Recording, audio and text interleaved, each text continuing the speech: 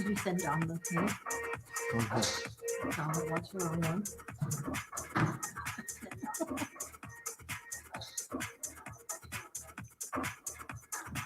I did not.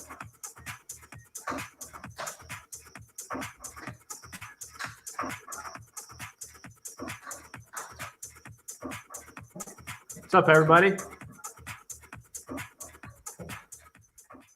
Welcome to Recovering Addict. We are here live. Hi, Mama. I've been Bird. Oh, sweet. That app's a trip, man. I just found that app today. I have no idea. The first time I used it, I was hitting my vape on it. And about 2 minutes later, boom, I was banned. Didn't know what happened. I had to read the rules about 3 times to get that you're not supposed to smoke. It said put your cigarettes or anything that's drug related. But guess what? We're here on YouTube right now. We're talking YouTube Live. And we are here to talk about recovery, relapse, isolation. We are here to go through some literature. I got some literature lined up tonight that we're going to read. And I need to hit a button on my camera because we got a white square in the middle of it.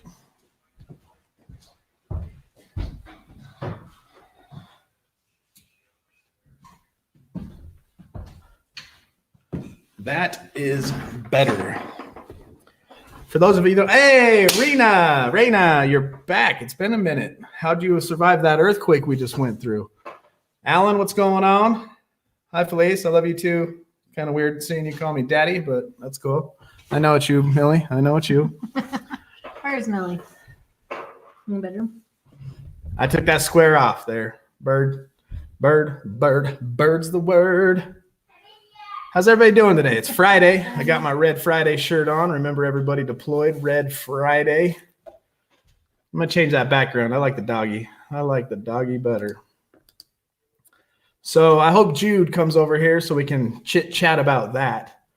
We'll start off by reading some literature, say hello to everybody in the crowd, kick this thing off. There we go. I like the Megan in the background. It gives us a little blur. It makes us look like our foreground is blurry, like we're good photographers. Polly Pinch, what's going on, brother? I loved all those videos you sent me last night. Love listening to those guys talk, cuz. Hey, Lynn B, how's it going? Glad you're doing good. So we got some Al-Anon slogans to go through. We got who is an addict. We will definitely read that tonight. We were going to talk about why you were here.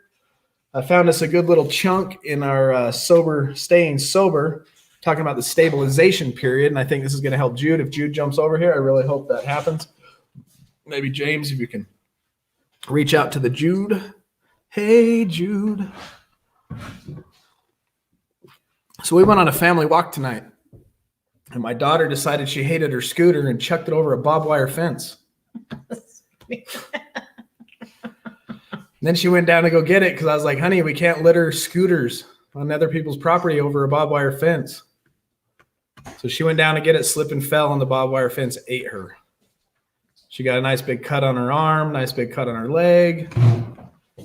My son's feeling better. For those of you who were here yesterday, you know that we got sent home from work. My wife didn't go to work because my son had a fever. It was not the flu. It was not strep throat. I think he's just got the typical Utah transitional weather sickness, but there is paranoia going on around here. If you've been watching the news, the cases here in Utah are increasing as far as the virus goes. We up where I work on a military base. We have our first case of coronavirus up there that was just confirmed today on Game on. Wherever they confirm that stuff. Millie would like to show everybody her Band-Aids. Oh yeah, Millie wants to show you her owies. Come over here, but oh, you're right there. She sliced her arm up pretty good. She fell through a barbed wire fence. Try and show me your leg. Okay. And I got my leg. And it hurts. And it hurts. I got it all on video. I didn't get the fall on video, but I do have the whole traumatic walk home on video where she looked like she survived a car accident barely. That's really dramatic. Very dramatic. Was it too? Lynn dramatic? B with the 80 days free from alcohol today.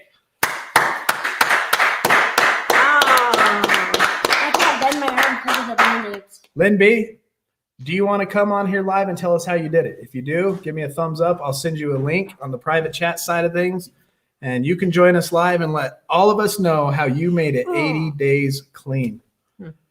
Anorexia is spiraling out. Whose is? Lynn B. Lynn B's, but my anorexia is spiraling out of control. I'll trade you because I got fatorexia going on right now.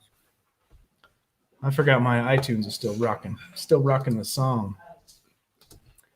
If you're wondering how I don't get copyright violations by bumping that sweet music in the beginning, it's because I subscribe to Epidemic Sound. Bird says, get better. Get better, honey bunny. Get better, you too, Lynn B. You're too shy. New York City. I heard, I was talking to some people from New York this morning, and they told me that the, what are they called? The National Guard? They're out there roaming around on you guys. Is that true? What's up, Merc? I saw your channel today. I went through your channel. It didn't even hit me until James said he searched your channel, so I had to likewise go check out your channel. And I seen you chopping that wood. As a fellow wood chopper, I got some advice for you. I cut down trees and I chopped lots of wood a couple years ago. But when you got that axe, don't use your body. Flip it. Whack. Flip it. Get some whip. Get that head. Get that that's probably a 5-pounder splitter you were using. Whack. And I know that hardwood you were cutting too, because we have the same. We cut Chinese elm out here. It's like weed. It's really fiberistic too. Helping with cope in the coronavirus thing. Good. I What? think the anorexia is helping her cope with the corona thing. Oh, If I got that right. not good. then. So anorexia, bulimic is when you throw up, right? Anorexia is when you just don't eat. You just don't eat, right? I think so. Right, Well, I've Lynn? never had that problem. I wish I could do it. Just control my eating, not be anorexic about it though. When's the last time you had a meal? Do you get sick if you eat? Dang it, Polly, that's not good. Nice. Work on that flick motion. Make me a video when you can split one piece of wood with one chop. I got some awesome wood chopping videos and pictures I should post up for you. I got Link before the accident. I got him chopping wood, and he's got it down. What does the yes mean? What did I ask? Anorexia is not the don't eat one.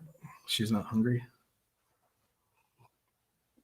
Well, we got 14 people here, so I'm going to kick this off with, why are we here?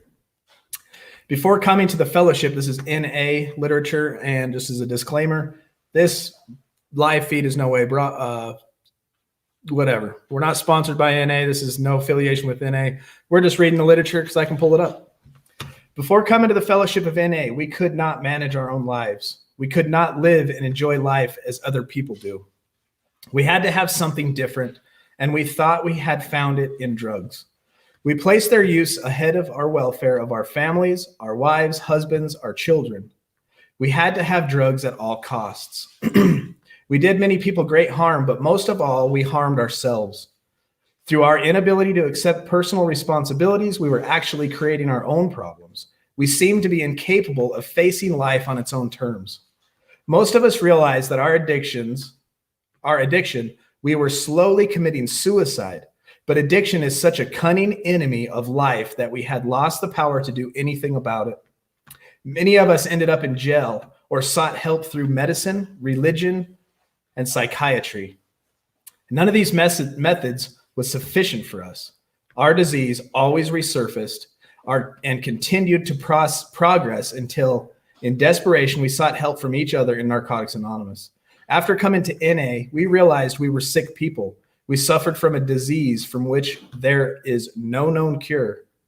It can, however, be arrested at some point, and recovery is then possible. And that just goes to show that we recover better together. I like that middle paragraph where it says that none of these methods talking about medicine, religion, or psychiatry ever helped, that our disease resurfaced. When I was a meth addict running the streets, I ran myself straight into homelessness. I remember when I got arrested and finally went to jail, I didn't even have socks on. I had a pair of shoes on barely. I don't even know where I got the shoes from. But I remember the cop, as he had me against the wall, as they were about to book me into the Weber County jail, he's doing the pant leg thing, panting down. And I don't know why I remember this so clearly, but he's like, no socks. I was like, like I didn't care, but really I did. Deep down inside, I was ashamed. He's like, man, I gotta have socks. And he was really friendly about it. He wasn't trying to belittle me or nothing. He just noticed it. And that's always stuck with me. So I went to jail that time.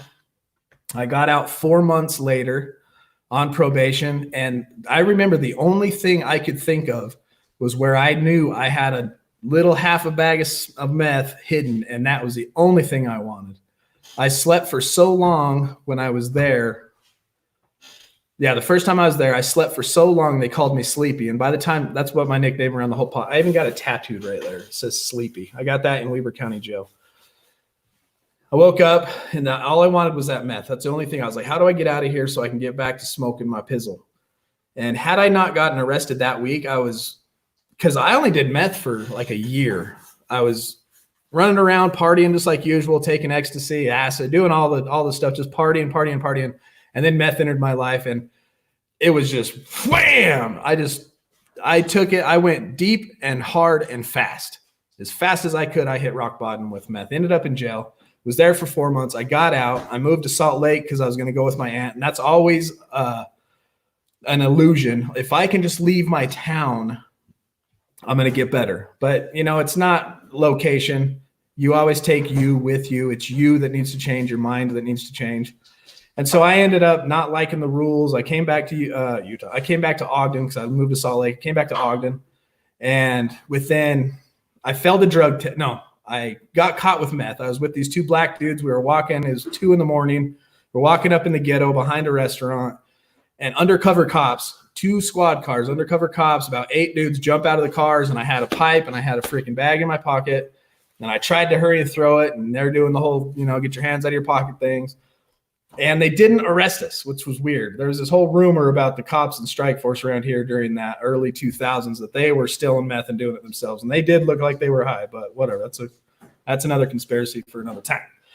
Anyway, they took all our information. It got back to my PO, and I was going to fight the charge because I just happened to be with 2 big black guys, and they were racially profiling those guys, and I just happened to be in the mix. You know what I mean? So I was going to lean on that one. My probation officer laughed at me, said, okay, fight it. So she didn't take me to jail because I was going to fight it. But it wasn't a couple weeks later. She drug tested me and I tested positive for weed, called me into her office, told me to cuff up. I went right back to jail. Not but 2-3 weeks later. Spent another 4 months in jail. And this time what I'm getting at is I got saved, right? I read the Bible. I got put in a deeper level of the jail. So I was locked down. I was in level 3, which means you're locked down from 6 to 6. And I read the Bible in there every night. I read the whole New Testament every night for 30 days. And I came out of there a changed man. But as soon as I got off probation, guess what the first thing I did was? Started smoking weed daily again. Right back to it. None of these methods was sufficient for us, right? And so I started smoking weed till I was 28 and then became a complete alcoholic at 33, hit rock bottom at 40. It took me a lot longer on alcohol than it did meth. But the severity of my actions was on meth were way worse. I was off thank God I wasn't married or had kids at the time. Where are we at in these comments?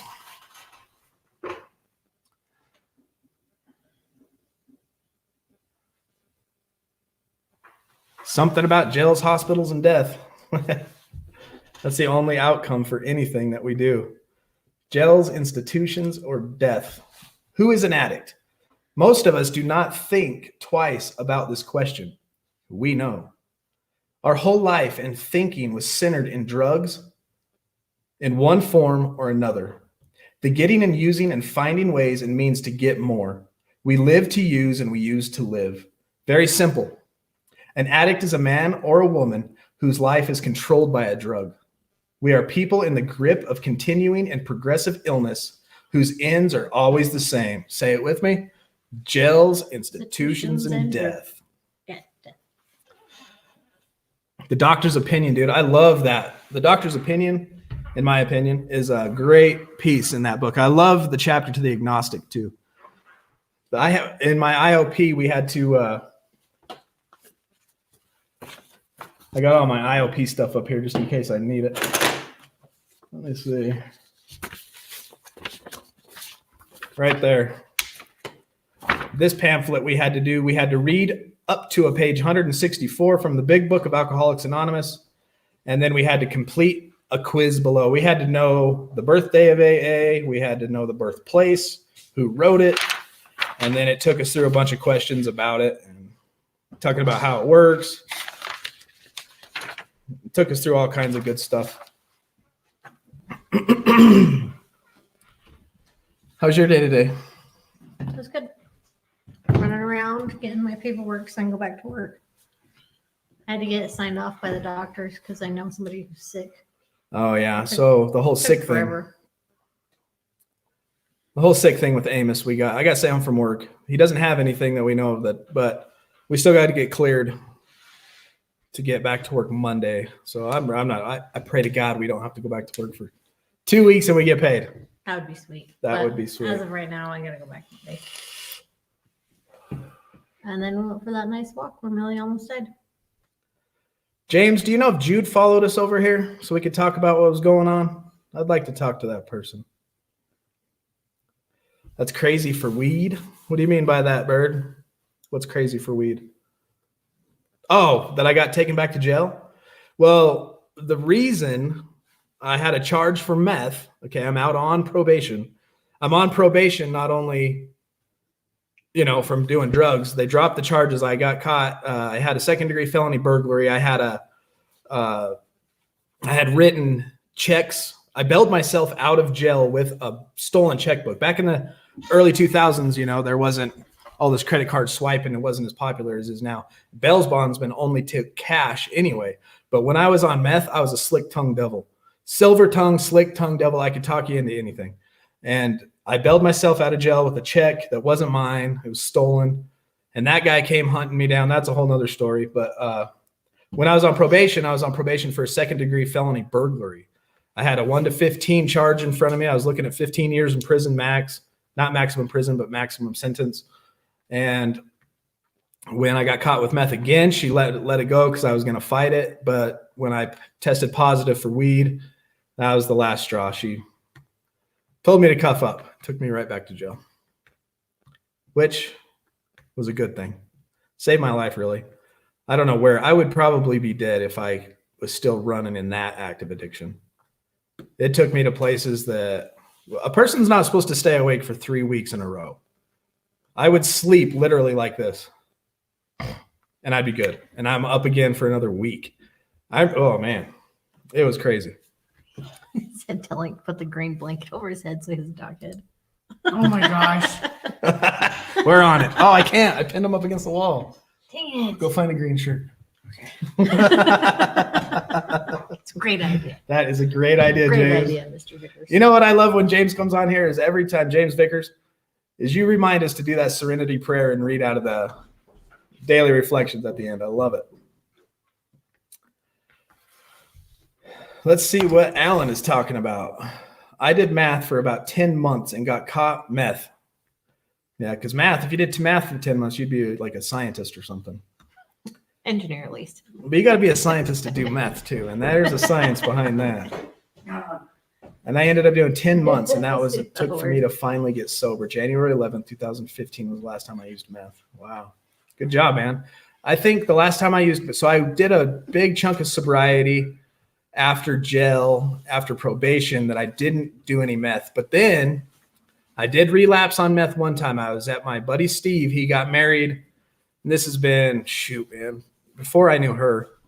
This has been 13 years ago. Was at the wedding? In Moab? No, was it his thing? It was like the reception or something for Steve. We met at the planning of, I don't think you were at the wedding. So the wedding was in Moab. I was my buddy's best man. And of course, when it's wedding time, it's party time. And I remember drinking so much that I was hammered. And I remember looking at the clock and it only being like 8 o'clock. And I'm like, no way, I'm this drunk already. And put your arms in the air, Linky. Welcome to the show, dog. Welcome to the show. We have a special guest, is Megan. Go this way a little bit. Oh, this way. Right there. That looks awesome. Can you breathe in there? Well, can you take a picture of it so I can see? Yeah, hold on. Anything you like to share today, Megan? No.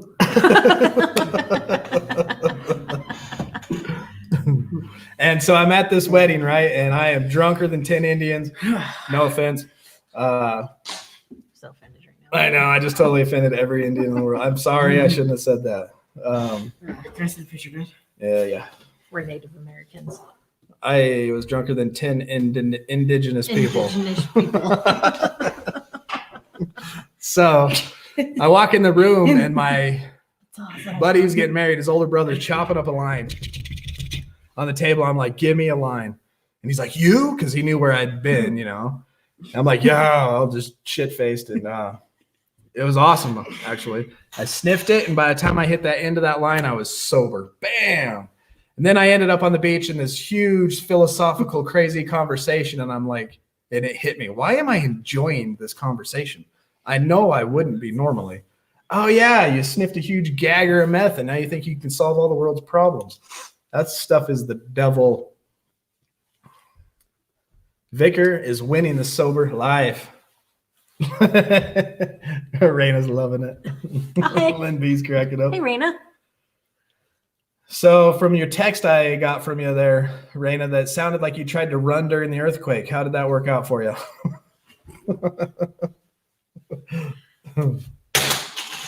I missed.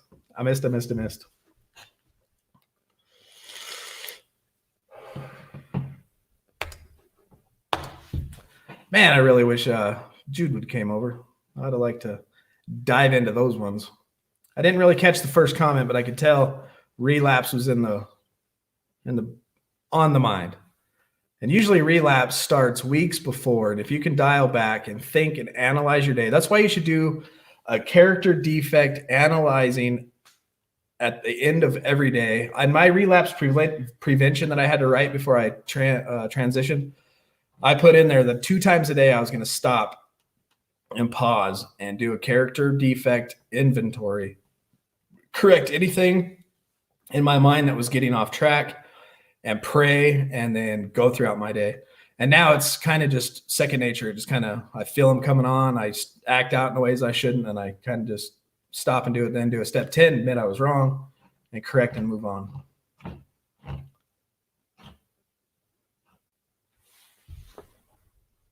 Oh man, dreams. I've had some crazy dreams lately. I had a dream when I took a nap just a little bit ago that me and my daughter were at the Los Angeles Rams football stadium, and they kicked a ball, and me and her were chasing it down in the stands. It was kind of cool. At least you got some exercise. Yeah. Oh, Ran to the man. bathroom. You ran to the bathroom? That was scary, man. That earthquake. I'm not kidding. When my desk started going like this, with already that vibe of the coronavirus crap, and we all got evacuated and everybody's standing out, you know, it was like, everybody stay 10 feet apart. Nobody be 10 people deep in a room. All of a sudden, we're just 100 of us all in one little area out in the parking lot. I was like, man, this feels like the end of the world. And for a split second, I'm like, I pictured myself going to the liquor store and saying, F it, and drinking.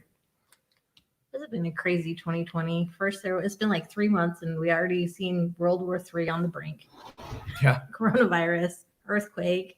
The guy we work with passed away today. Oh, yeah. A guy that we work with. Crazy Good 2020. dude, man. He died this morning. Pancreatic cancer. I watched him shrivel up like a dry leaf he went from a healthy looking, energetic, normal dude to a shriveled up leaf within 3-4 months, man. It was crazy. I even started tearing up in my third line's office one day. I was like, just after the accident, after what I've been through with him, if you haven't seen what I've been through, go back to my videos and watch the video with live flight helicopter picture. That'll give you some understanding. But since then, man, I tear up at everything. Everything hits me. Bam. right here. You're a big soft teddy bear. I'm not. He is. I'm See, tough. It says Tough guy. Papa Bear. You should say big soft Papa Bear. No, I'm mean. I'm tough. I'm ugly. You're not ugly, Dad. You're handsome. Oh, thank you. You're welcome. Where's your phone? We need some linky quotes. And we probably need a couple linky jokes before this broadcast is over. How do I put it? I think I seen it on the table over there. Yeah, so since his accident, I've been a soft teddy bear. And then Tony Church, when I seen I knew he was going to die. I thought he was going to die sooner, honestly. He made it a few months longer than I predicted. I said January. I said he's gone by January, but here it is, mid-March. And he gone.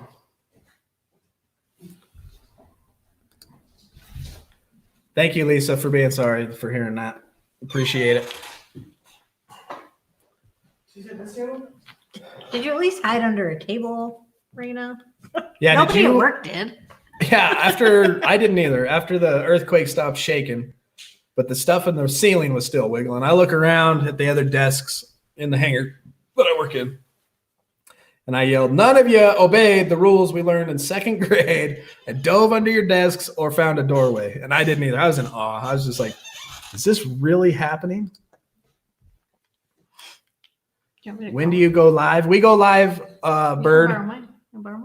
Are you talking on here or that new app we were on? But here on YouTube, we go live every night at 8 o'clock. Let me show you actually what we got going on. Because of the coronavirus and the quarantine type crap that's going on, AA meetings, NA meetings have been canceled. So us three right here, we got Real Talk Nicole over at Real Talk Recovery. She does an hour at 6 o'clock. I'm speaking Mountain Time, so do the math. She does an hour at 6. Sober James, he does an hour at 7 o'clock. And then I come on here on the late show with Recovering Addict at 8 o'clock every night until this goes away and we can actually get back to our physical fellowship, which is better, but this is a good supplement until then. We just want a place for people to be able to come pour their heart out in the comments, or if you want, give me a thumbs up in the chat. I will send you a private. I'll just put it in there. I don't even care, but I'll send you the link. You can click it and you can actually join us live. It'll be just like we were Skyping, and get something off your chest or share your story if you want to help the world or whatever. Which one's step 11? Step 11 is sought through prayer and meditation to improve our conscious contact with God and for his will, and to know his will for us and the power to carry that out or something like that, right? Right? I think so. Did I get that right? No, I did not get that right. Sober James. I don't want to. This quote is for you. Oh, say it again in case you didn't hear you. So Sober James, this quote is for you. Yeah. It takes nothing to join a crowd. It takes everything to stand alone. I bet James would like that one. Sought through prayer and meditation to improve our conscious contact with God as we understood him, praying only for knowledge of his will for us and the power to carry that out. Amen. That is true. Yeah, I do. I definitely need that conscious contact with God and praying for his knowledge. And that's his knowledge of his will for us, not our will for ourselves. You know, if you think about that, it's the sovereignty of his will, not the autonomy of our desire for us, right? So what does he want us to do? And then sometimes you might not want what he wants you to do. So maybe that's where that last little bit, the power to carry that out, or maybe you feel that it's too difficult to carry it out. Like coming on here live at every night at 8 o'clock is tough. It's, you know, trying to come up with stuff to say, but then you realize that you're his mouthpiece. So you just get on, you push play, record or whatever, and jump on here and start talking. And you know, the comments are going to fill that, what you need to talk about. Just like Lynn B, she's hurting right now. She wants to overcome something she's battling, and she's here and she knows that we're empathetic, that we are going to be praying for her, that our thoughts and prayers are with her. She can get it off her chest. She can speak it out, and she knows we're not going to minimize anything she needs to say. We're not going to criticize anything she says, but we're going to be a supporting ear and a supporting arm and shoulder to cry on virtually for now. And that's what we're doing here. You know what I mean? Does that make sense, y'all? Yeah. I think he's got another quote. Go for it, Link. When you feel like quitting, think about why you started. What? When you feel like quitting, think about why you started. Yeah, that's a good one. So if you're about to relapse, if you think about quitting, right? Because you quit alcohol. If you want to quit quitting alcohol, think about why you started. James mentioned playing the tape through. That's a good tool. Before you reach, grab, or do anything, what's the outcome? What's the end road that we all know? We already read it. Jails, institutions, or death. Hey, Veronica, what's up? Welcome. What's going on with Veronica? She's hurting. Mr. Vickers wants to chat too. Okay, give me a couple of seconds and I will get that to you there. I'm definitely having a tough night staying sober, seriously going through it. Tell us exactly what's on your mind. What are you thinking and what are you feeling?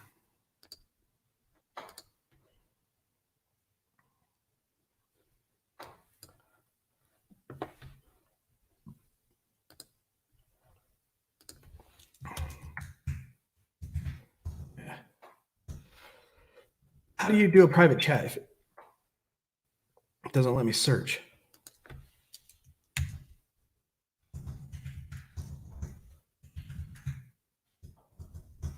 All right, James, I'm just going to put it in the comments. So James, click this link and we'll pull you on. So Veronica, I want to know what you're feeling. Like, what's going on in your heart? What's weighing on your heart?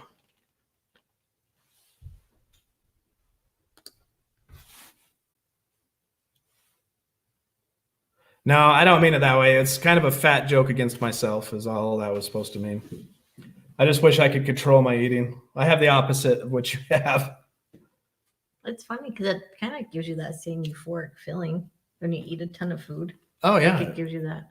The serotonin releases from your brain and any addiction.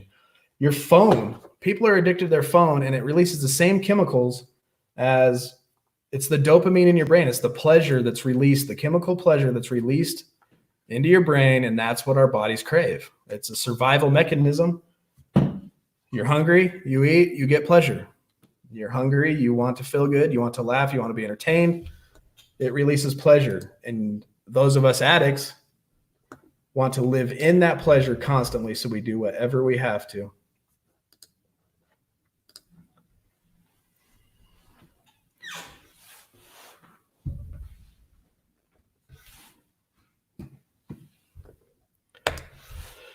Every time I have an emotional trigger, whether I'm just sad or some kind of trigger, my first thought is to use, today has not been good. My husband and I haven't been getting along tonight.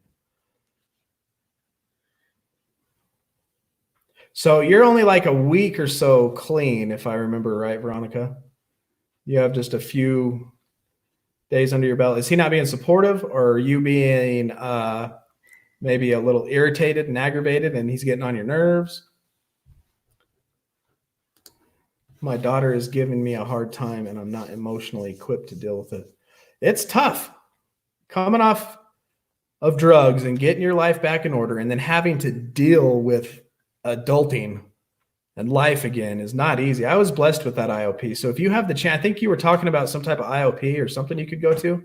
If you get that chance, 5 days sober. Okay. If you get that chance, take care of yourself. Just remember your husband and your daughter.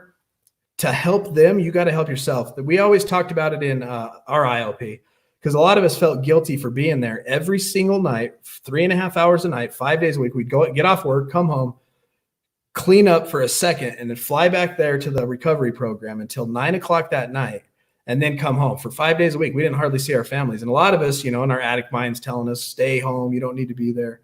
But the counselor would always tell us, think about the airplane. What does the airplane have you do when it When the gas masks drop, what do? You put it on yourself first, and then you put it on. So do whatever you got to do to take care of yourself, get yourself better for your family, because you have to put your recovery first. I'm not saying neglect them and run off for a year, you know what I mean? But do what you got to do to take care of yourself.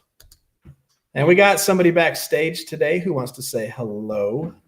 Looks like he's got his hat on backwards and he's getting ready to say what's up. Welcome to the show, brother. If I can't hear you, I don't know why. Oh, I do know why. My headphones aren't on.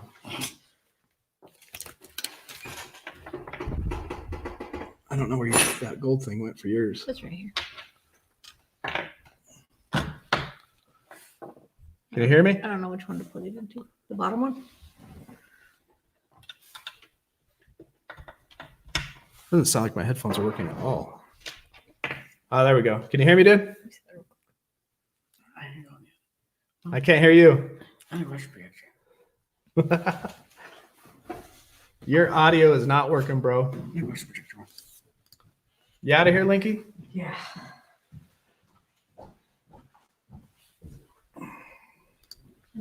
Veronica says he's probably, yeah, bro, we can't hear you.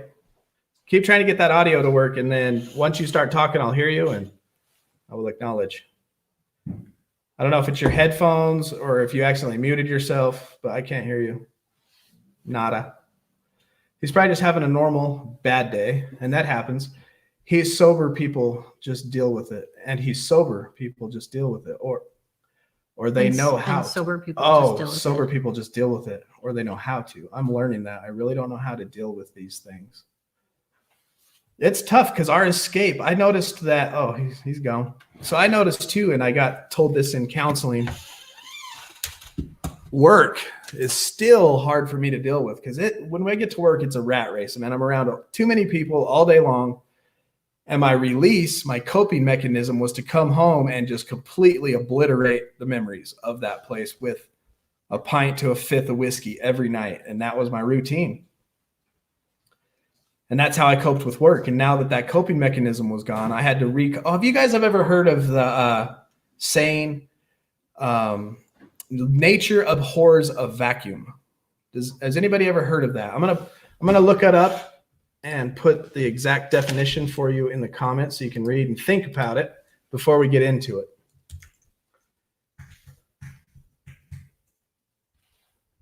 Nature abhors a vacuum.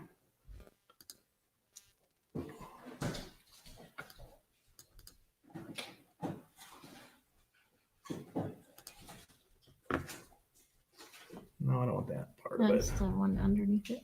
This one? Try it on. It's an idiom. Idiom used to express the idea. Okay.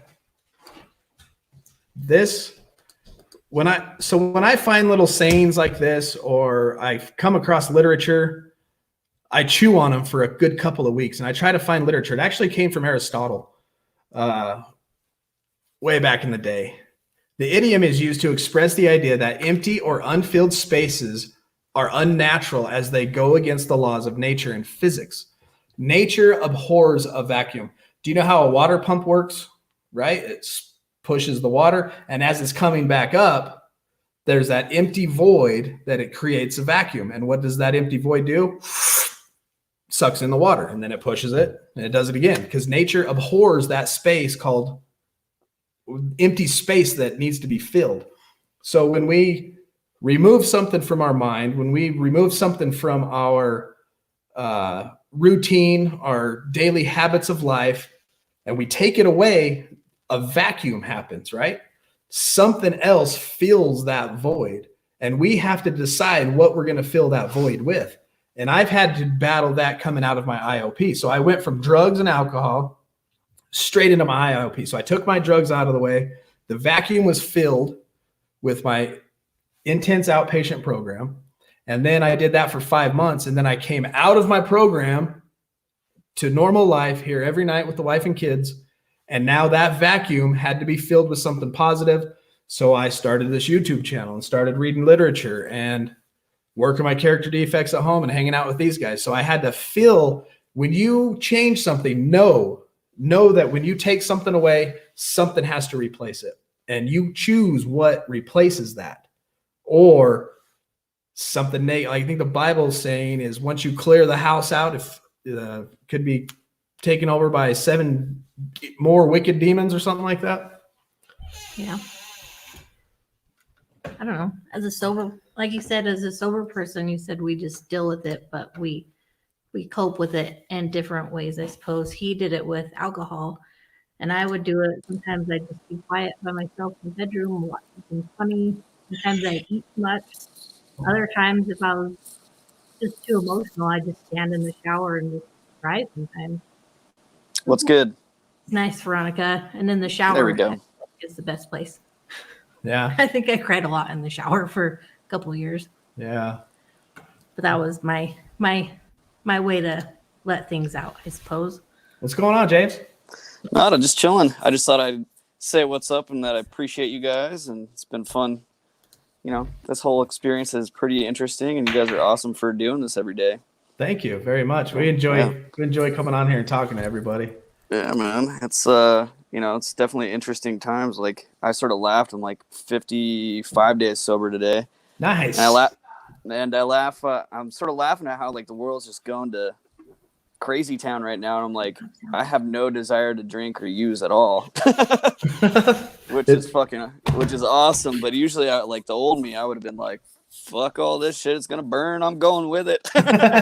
Me too. I had that feeling for a split second when that earthquake hit. I'm not kidding. That's man. crazy.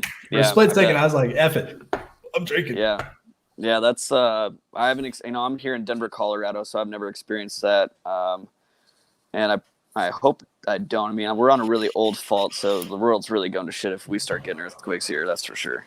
But yeah, it was like sort of that step 11 process, I think, has to go. I mean, all the steps all tie into each other. Agreed. And like the whole surrender piece, like as soon as I was like over drinking, I remember doing lines. I was literally doing lines of cocaine while I was looking at recovery programs. Just Not trying with that.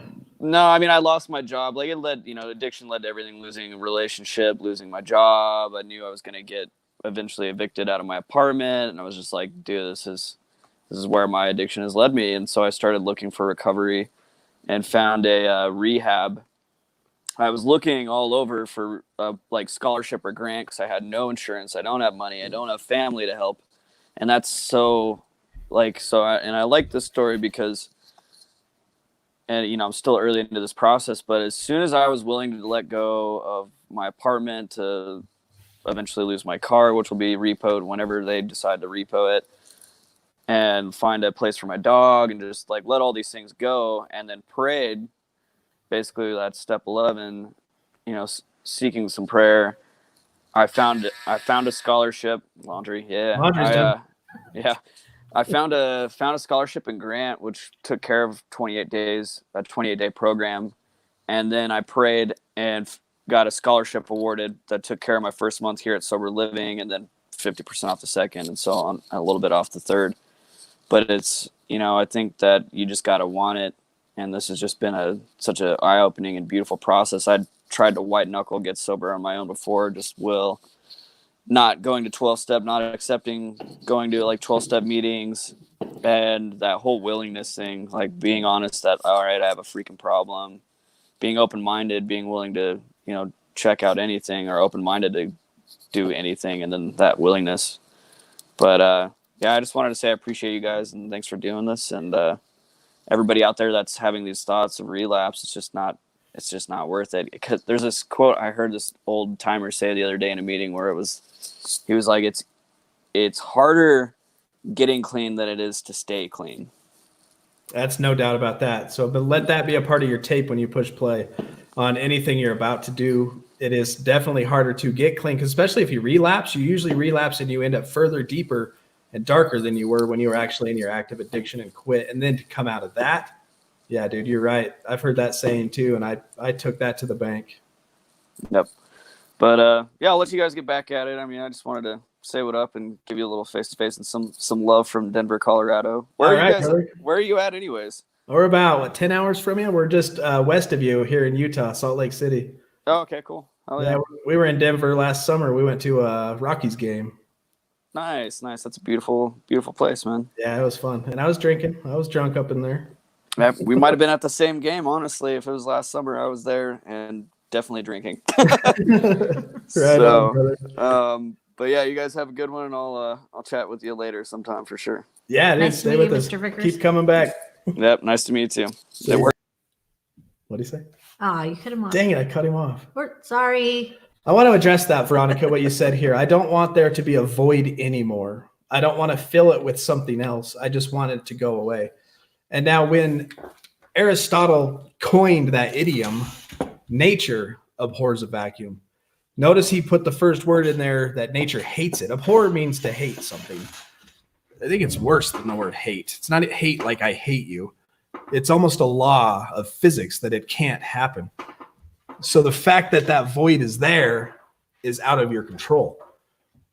It's going to be there regardless. And you have chosen in the past to fill that void with drugs and alcohol. And now you must choose to fill that void during your recovery.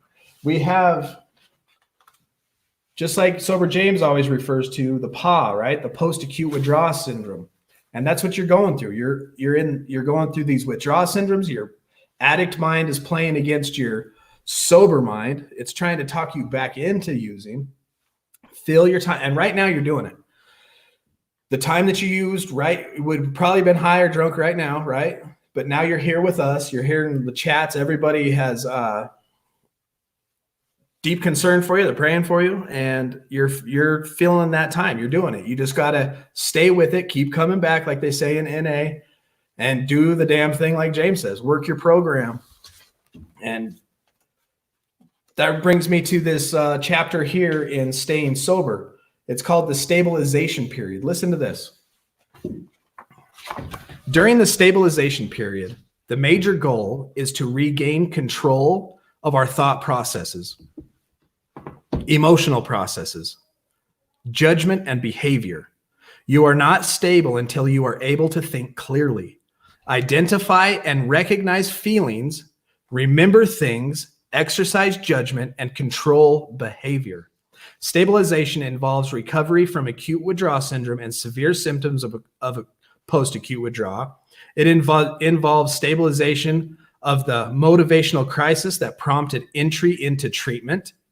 It also involves the management of other acute physical and psychosocial problems that can jeopardize early recovery. During stabilization, the pattern of addictive use is interrupted. Symptoms of acute withdrawal, the immediate severe symptoms of a post-acute withdrawal, and physical health problems associated with the addiction are brought under control. And the major life crisis that caused the motivational crisis is stabilized. You have to realize that you're going through a stabilization period. And the goal is to control your thought process, your emotional process, your judgment, and your behavior. You're recognizing these things about yourself. What are you going to do about them? You have to learn to stabilize those. And I've had to do the same thing. My destructive anger at work, my destructive anger behind the wheel in the fast lane, my impatience when things aren't going the way that I want them to go because I'm in control, right? My judgmental and criticizing of others, looking at somebody and telling a joke about that person to make myself look better or feel better about myself. My lack of empathy, any of that. You have to take that daily inventory, and just like James said here on James Vickers said about step 11, all the steps go together, but pray for that conscious contact with God to be improved.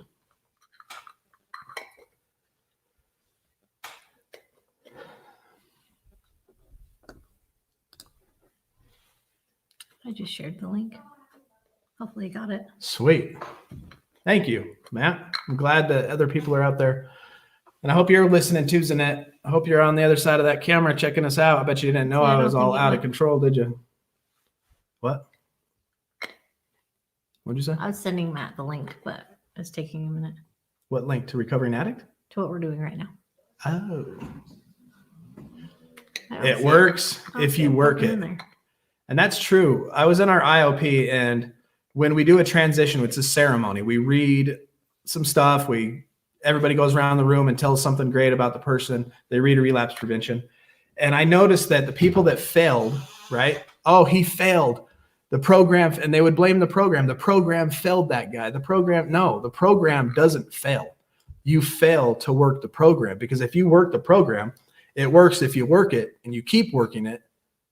You're the one that ultimately fails. If you fail, you have failed to work the program. The program doesn't fail. It's simple. It's laid out. And if you follow those things, you will recover. What in the world? It won't go through. I've shared it like 3 times.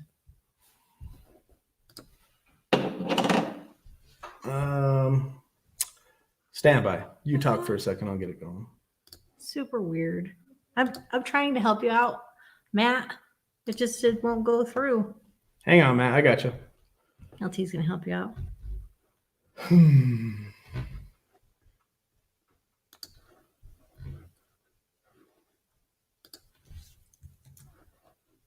have an irrational fear. You're scared of gaining weight.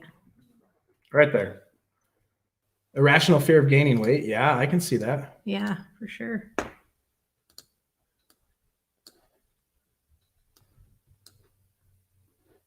Hey, Now, you got to twerk. does your rational fear of gaining weight, is that because of what you're worried about what other people think about you?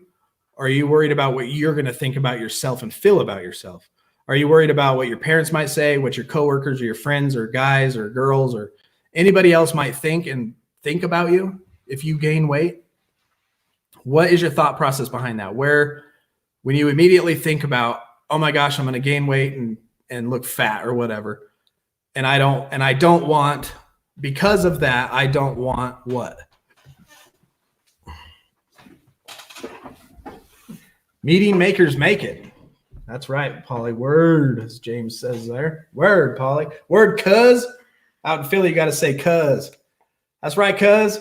Meeting makers make it. It's a simple program for complicated people. We are complicated. Man, I have been restless and irritable all week.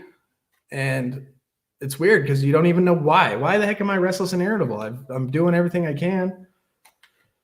I'm keeping myself busy. We went on a walk today. And it's our minds. Our minds don't shut off. I swear to you, man, addicts and alcoholics that go overboard like we do have minds that are completely different than others. Obviously, that's truth. We've learned that. And our minds race 25 times faster than normies. We think deeper and overanalyze things way more than normies do. So, Linby, what's the answer to that question? I'm afraid to gain weight because I will get what and this will happen. What do you look? What are you worried about? Man, this hour was flying by. It's Friday night though, and this is the late show. We can stay on all night. If you guys hang out, I'm gonna hang out, okay? Because you know what? We only have today. Tomorrow's not promised. Today is March. Alexa, what's the date? The way 2020 is going. It's Friday, March 20th. Ooh, love and tolerance. We'll save that one for later.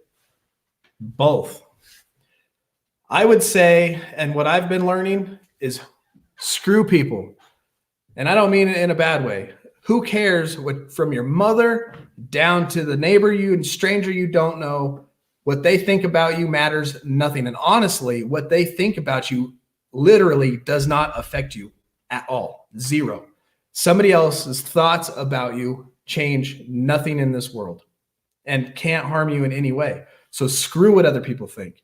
You do what you need to do to make yourself better. And if it gains a little bit of weight, overcome that by self-discipline and getting back on track when you get through this. Now, obviously, it's a mental thing, right? Just like any addiction. Any addiction we go through is a mental deal. It's because the physical effects of alcohol, once you come off of it, physically, the cravings and stuff are only a few days. I mean, the symptoms of what we've done to our brains because of it last up to a couple of years, going through having to rewire our thinking and the habits. And you can actually give yourself we literally give ourselves chemical imbalances, and you can change your chemical imbalance. And if you don't believe me, go watch Sad, Sappy, or go watch Crime Scene. Go binge watch a bunch of crime scene horror movies or documentaries or whatever for 3 to 4 hours and walk away from that and tell me how you feel and tell me you didn't give yourself what is it? What did I just say? The chemical imbalance. Because what you put in here and in here is what affects here and what releases into here. And another thing, hitting on those triggers and those feelings and emotion, you got to realize the scientific part about it. Think about it physically and scientifically too.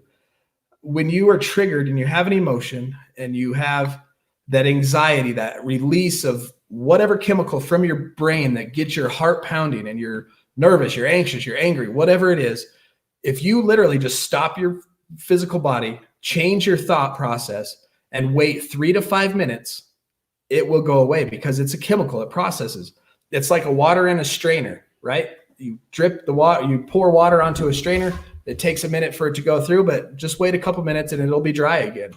Unless you feed it another thought by pouring another cup of water in there on it. Then you got to wait another 3 to 5 minutes. So therefore, if you just sit and contemplate and mull, it depends on what if you're meditating on the negative thing, you're going to continue to feed yourself these chemicals of negativity, which can lead to relapse. And that's why we got to learn to control our thoughts and our thinking. Like I've said before, our brain has a front door and a back door. A thought comes in, we have no control over that first thought, but we do the second one. So the first thought comes in, gives you an emotional reaction, and you can sit there and entertain that thought. Once it comes through the front door, you can sit down and have a cup of tea with it, or just keep it moving and kick it out the back door. So right now, Lynn, do you have control over your body, or does the anorexia have control over your body?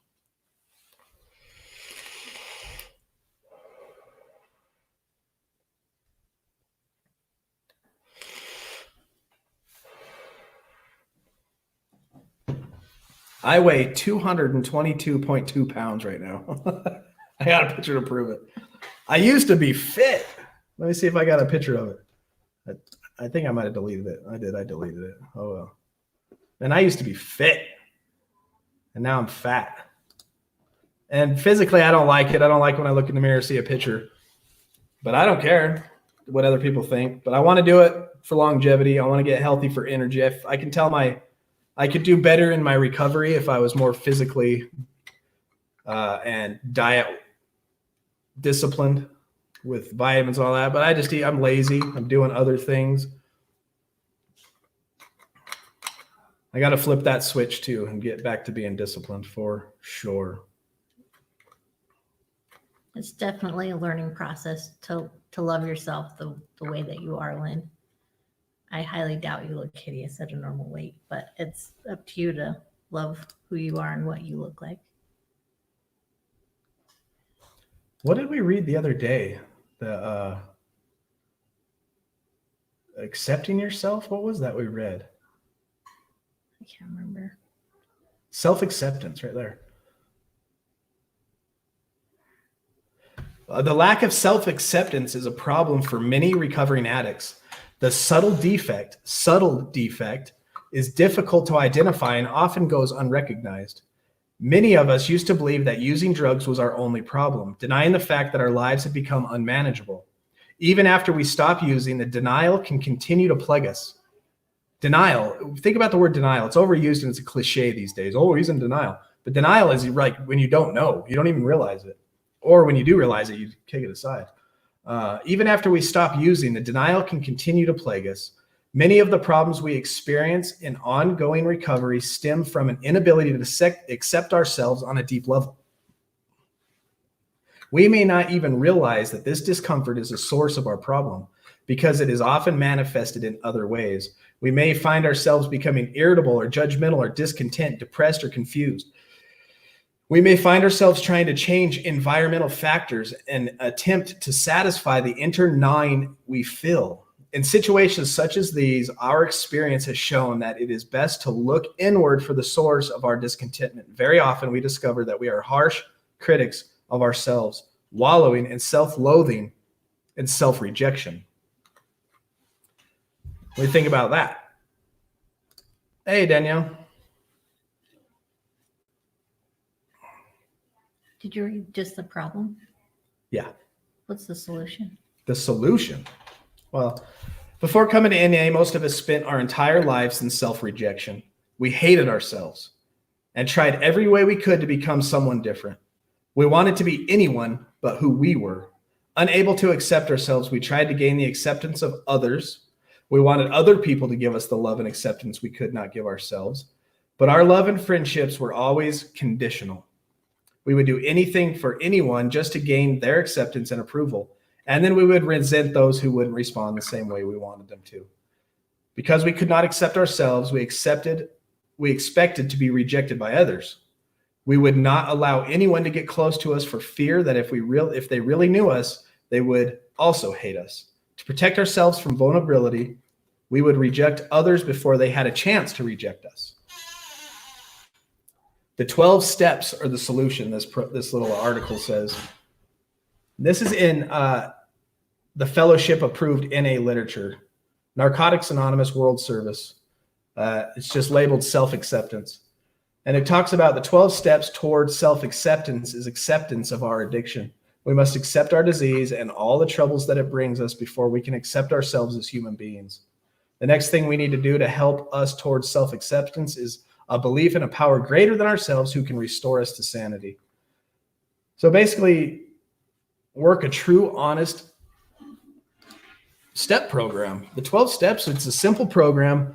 The only thing that's hard about it is brutal honesty and brutal commitment to it. What's up, Marcus? How you doing? My cuz, Polly Pinch says, a guy said to me today, Paul is the problem and drugs and alcohol were the solution. Then he said the solutions are in the big book. I believe what he says to me and I take his advice. Good for you, Polly. That's another good thing too, is when you hear these things that people say and they sound stupid and it's against what we've been doing, our best thoughts got us to where we were in our addictions. It's time to think about somebody else's thoughts, especially people who have years, like Sober James. He just spits that right off the top of his head because he's been doing it for 4 years. And that's what it takes. I'm trying to get there. That's why I'm always reading this stuff out loud to you guys, because I ain't got it memorized like Sober James does. How is the weather out there in Cali, brother? He wouldn't know. He's in quarantine. Ah, Just kidding. look out the window.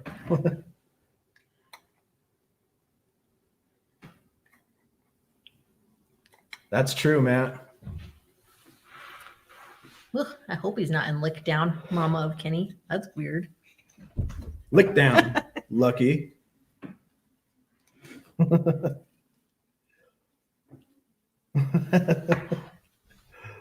That's funny. That's our hour, man. We ain't leaving until you leave. Speaking of frontal lobes, just thinking of Link Ty because his frontal lobe is broken. Do you think he would ever be an addict? I don't know. I'm sure he could be. His brain releases the same endorphins ours does. Link Ty.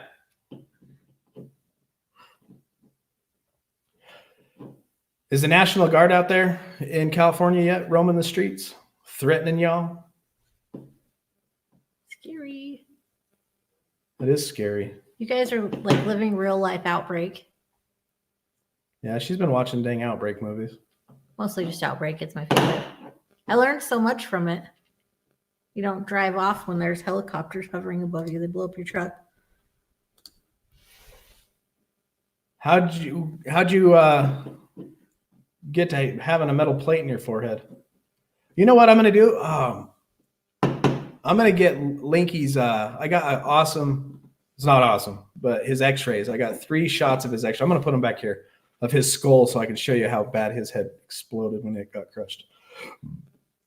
The crazy thing is that's probably what saved his life. Is the fact that his skull broke, allowed his brain to swell. Yeah, his saving grace to Link's accident was his head cracking open. That's crazy.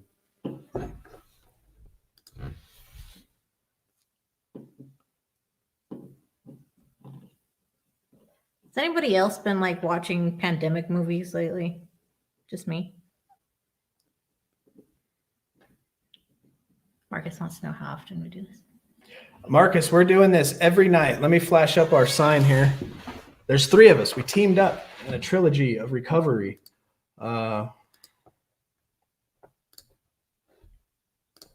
So this is Mountain Times. I speak in Mountain Time because I'm the Mountain Time guy. But over here, you see Nicole with Real Talk Recovery. Right here, we got Sober James, and he comes on at 7 o'clock. And then I am over here with the Late Show at 8 o'clock. And we're doing this every night because of this overreacting lockdown.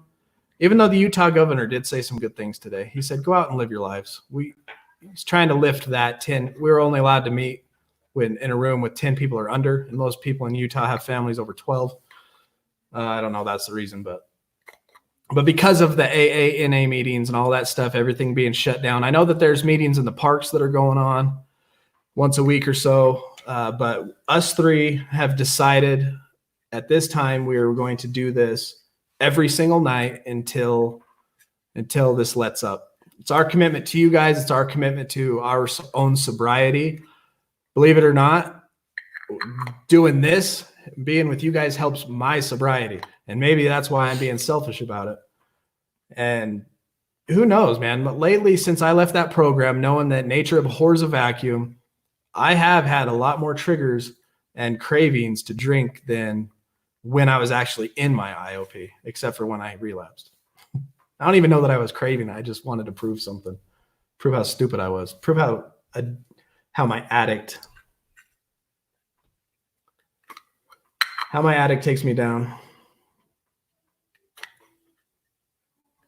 A friend of mine watched Pandemic and noticed that none of them wiped down their stethoscopes. So that's healthy. She's probably a nurse. She is. They both were. They were talking about it on Facebook. California. I know. The California governor and the New York governor. Those 2 guys, man, they're doing a power reach for sure. I'm lucky to live in a nice conservative right-wing state where they're not as crazy. Yeah. Plus, that's where they got the most cases. But it's more condensed, like the Deaths, I guess. the population of California and the population of New York are way more than here too. So Yeah, we're pretty spread out. makes kind of sense. But Mark's to answer your question every night. 6, 7, and 8. We get an hour with Nicole.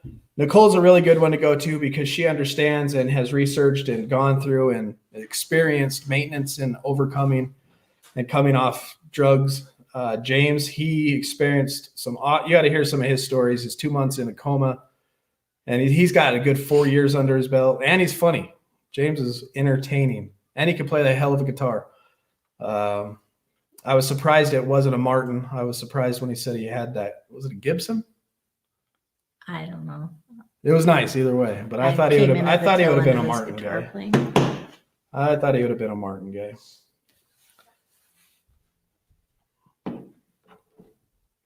It's been cold here too. We had it actually held like in Utah. The weather, I'm sure it's probably the same for James Vicker in Denver. But if you don't like the weather, you just wait 5 minutes and it changes. What? Oh. Oh. But it is cold. It's cold outside. It's cold in our house. My feet are Gibson. He freezing. had a Gibson, he said. Okay. Bipolar states. Yeah, because we had the kids ran outside. It was hailing, good size hail and cold. And not but an hour later, we were in the foothills walking in sunshine. Yeah, it turned out to be a nice day. It turned out really nice. It cleared out the air so we could go for a walk. It was all smoggy. Oh, Marcus used to live in Ogden. Very cool. Really? Word up. You like my hat? Ogden Made. That's a new company that's out here. This is a local Ogden Made company, so I've been supporting them. Plus, their hats are dope. Ohio's bipolar? That's good to know.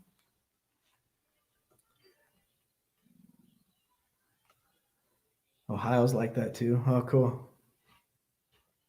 Yeah, you got to get you one. I'm getting, no, we'll talk about, I'll show you guys that later. Matt, do you want to come on here and tell your story one day? Do we talk about that?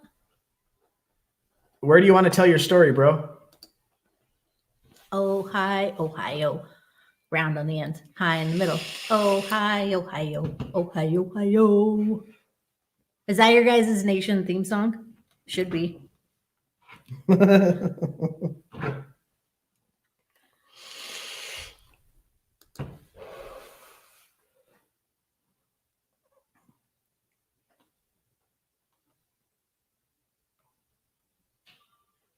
I couldn't handle it, man. Polly, I couldn't handle it because we're going to Vegas in May, and I can't stand going to Layton down here in Utah. I don't go very far south because as soon as traffic starts getting bad, I can't stand it.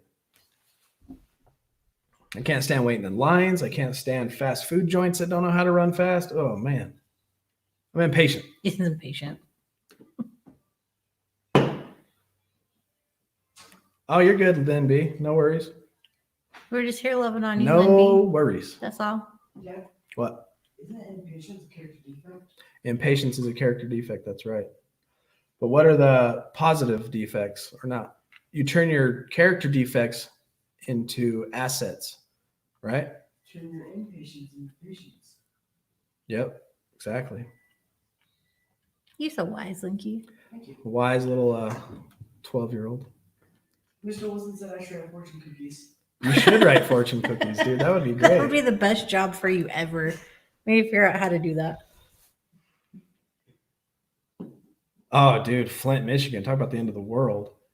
Yeah, those poor people over there. I feel bad for them too. They never did get the water thing figured out. There's a whole Netflix thing on it. But you guys are. Julia Roberts did a movie on it. Like seems like forever ago. Well, that was about Michigan. I don't know if it's about that exact town, but I think that's what it was pretty much based on. Ah, that was a good movie. What was that movie? I don't know. Uh, Or it's a girl's name. help us out, folks. Julie Roberts movie. Yeah.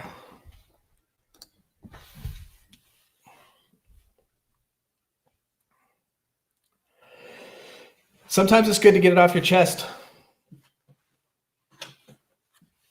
Like this sober living sober book says.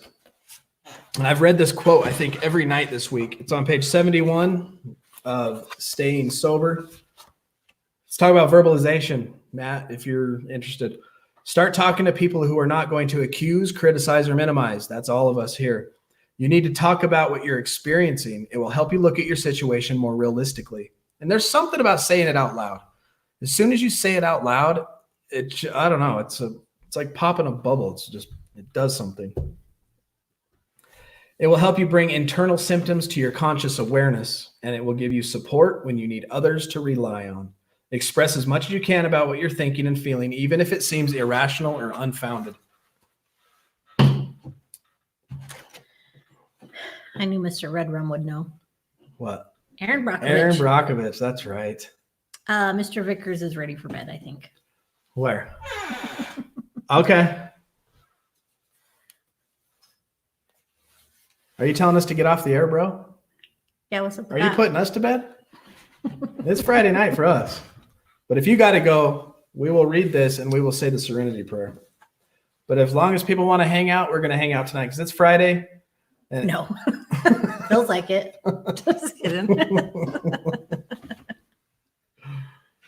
But we will definitely wrap it up. If you don't want to go, we'll wait. But if you want to jump off, we will read this and say the prayer with you. What do you want to do? You let us know. That's the prayer. Of course you do. Link's ready to pray all the time. We'll say the prayer 4 times if we need to. Yeah. Hey, I wrote a quote that says, "Time to pray every day." Friday night done soberly. What's you? Oh, yeah. Urinary Alice's and B. Okay. Let's do this real quick and then we will answer Lynn B's question. So, March 20th is love and tolerance. Love and tolerance of others is our code. Make it your code if it's not. I have found that I have to forgive others in all situations to maintain any real spiritual progress. The vital importance of forgiving may not be obvious to me at first sight, but my studies tell me that every great spiritual teacher has insisted strongly upon it. Forgiveness. I must forgive injuries, not just in words or as a matter of form, but in my heart. I do this not for other person's sake, but for my own sake. Resentment, anger, or a desire to see someone punished are things that rot my soul. Let me read that again. I do this not for other people's sake, but for my own sake.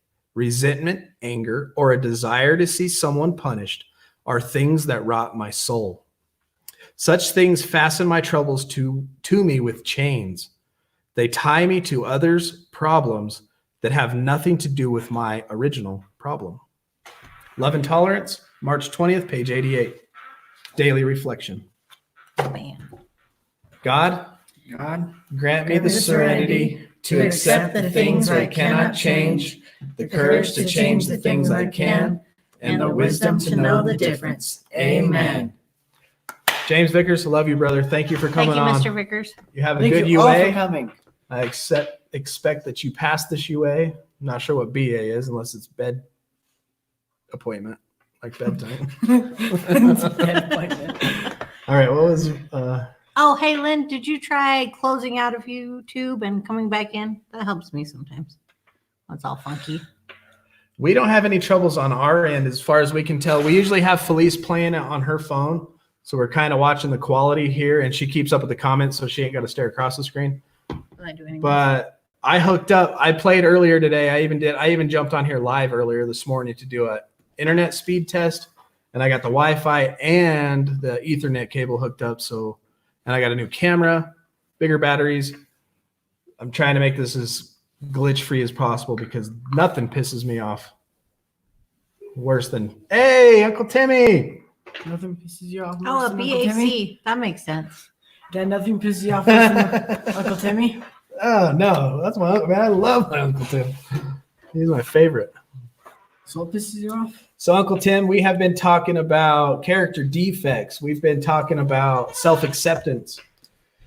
We read What is an Addict? We read Who is an Addict? We read Why Are We Here? And we're realizing we're here to recover, and that once we get rid of the alcohol, we still got the ism, alcoholism. You can get rid of the alcohol, but you still got the ism. So what is the ism? You can't run away. A lot of people think that they can run and jump states or move out of town and solve their problems, but the ism is right here. We got to take care of our character defects. We got to think about how to change our minds, thoughts, attitudes, our perspective on earth. And we got to turn our character defects into assets, our character assets. Link is right there.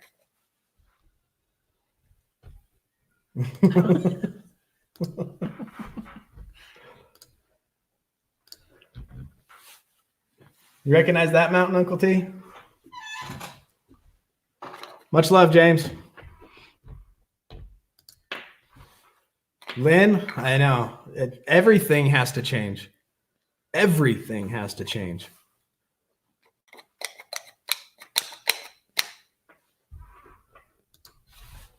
I'm new to the people recovery, or group recovery is all new to me. Kind of scary. Yeah, it is. I remember the first AA I went to. I was trying to quit drinking on my own. I was still in the thought process I could probably wean. And I thought maybe I'll go to a meeting and check that out. I went to one, I skipped work, and I think probably went to the meeting just to ease the guilt for being an alcoholic and an addict and missing work. But I went to that meeting, tripped me out. They handed me a 24-hour coin, and then the dude next to me is, I'll pass that around so we can love it. And I'm like, what is going on here? And I watched my coin go around 50 people and come back to me, and I was like, sweet. Went to the liquor store and got drunk. And continued drinking for another 6 months or so. It's crazy. Crazy stories. I'm glad we sound great. We've been doing a lot to try to improve the cast, the live feed. We rearranged some things. We got this microphone working good. We got a new camera. We got the internet hooked up, fully going.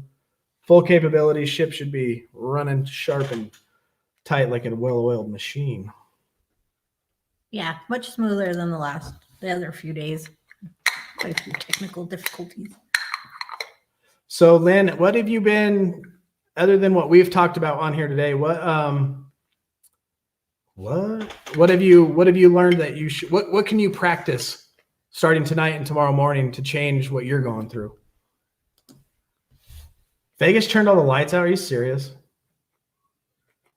Character defects. Do you want to go through some? We can talk about character defects.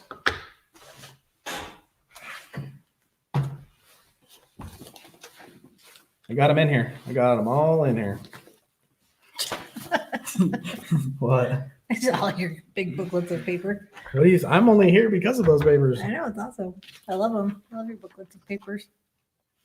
So Lynn, if you look at this, this was brutal. This was not easy. This packet is front to back. It's 45 pages, front and back, that I had to do. I had to go through every character defect. So impatience, I had to give 2 examples of my impatience, that specific character defect, 2 examples while I was drinking or using.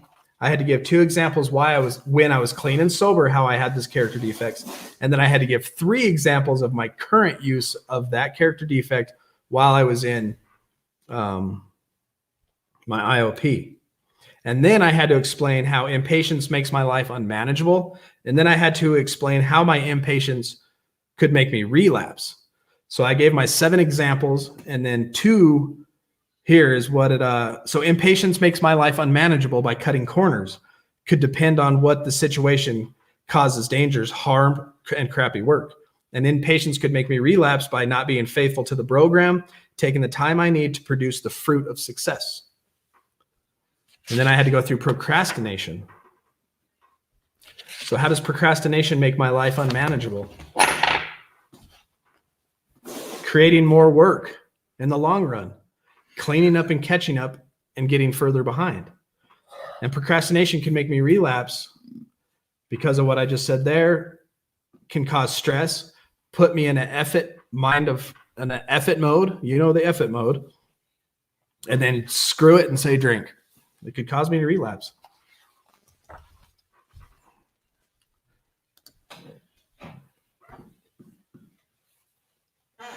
Rayna said her sister took her to her first meeting. Afterwards, she asked, "What do you think?" I said, "I think you should keep going back." Keep coming back. Nah, I'm good. Laziness is another character defect. Laziness made my life unmanageable. I'm struggling with laziness through this quarantine. Not going to bed on time. I'm lazy about taking care of things and getting up out of bed to go to work. I'm lazy with my diet. Oh, so laziness can make my life unmanageable by not taking care of things that need to be done, making my situation reactive instead of proactive. And it causes stress. And it could cause me to relapse by not putting full energy into working my program. Staying in a recovery mindset could lead me back to drinking. Hey, Mama of Kinney. Thanks for joining us tonight, and Thanks, have Mama. a great night. It's Friday night. We're going to stay on here until everybody's bored and until my voice goes out, Until we're just sitting like this. or we just fall asleep in these chairs. It's Friday night. But you have a good night. We're glad you were here. We're glad that you're sober and you're staying strong and working your program. Give Kenny a hug and a kiss for us. We love you. Keep coming back. We are our own worst critics. That's true. We can beat ourselves up in our mind. And sometimes just getting it out there and saying what's on your mind stops you from beating yourself up. Our imaginations run wild. I've noticed within myself that if I have an awkward situation with somebody at work, or I've made somebody mad, and that time away from that person, I imagine the worst things about that person and what they may think about me. Or if things happen, say, I don't know, I don't even have a good example for it, but, oh, they're doing that because they're mad at me for this. And when then you get back near that person that you had that moment with and talk to them, and it's not ever as bad as you imagine it to be. Matt says he can stay all night. No work tomorrow. Yeah, we didn't work today either. What's causing you avoiding it? Why are you avoiding it? If you know the problem, what are you afraid of? Maybe, I don't know.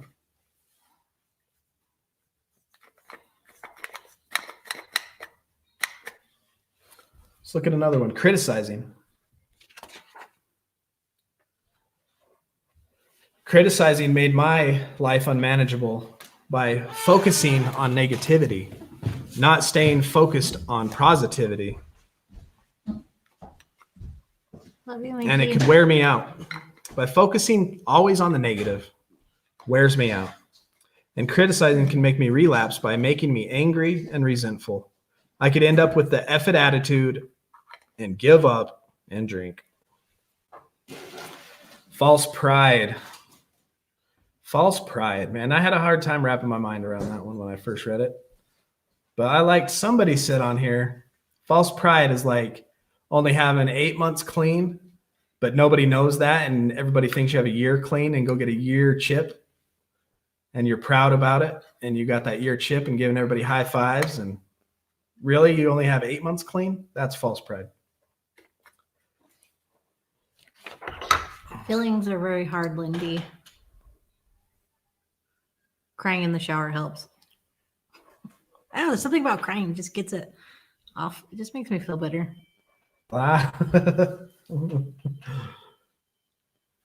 Avoiding feelings.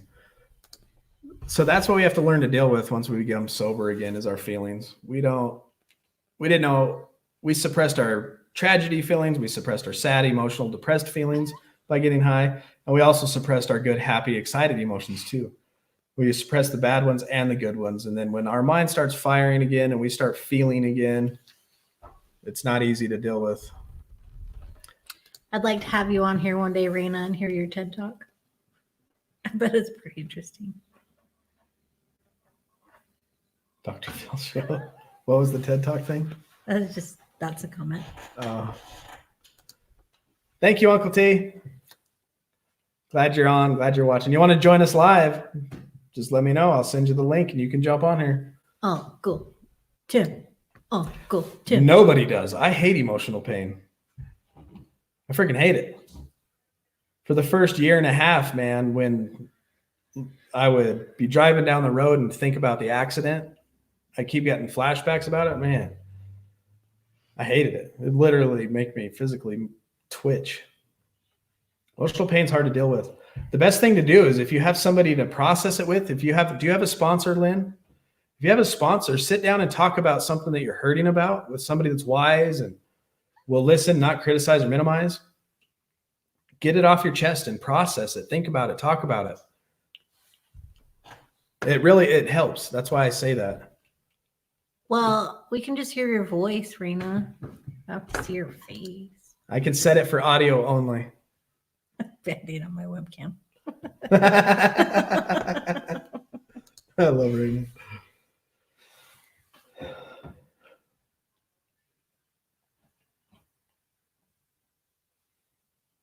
Pushing ones that you love away most hurts, especially when they know you're clean.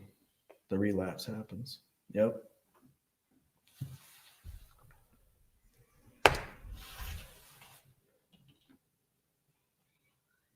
Amen. That's a good comment. Don't be scared. Be thankful and happy that you are where you are. All right. I'm going to let Felice talk for a minute. I'm going to use the restroom.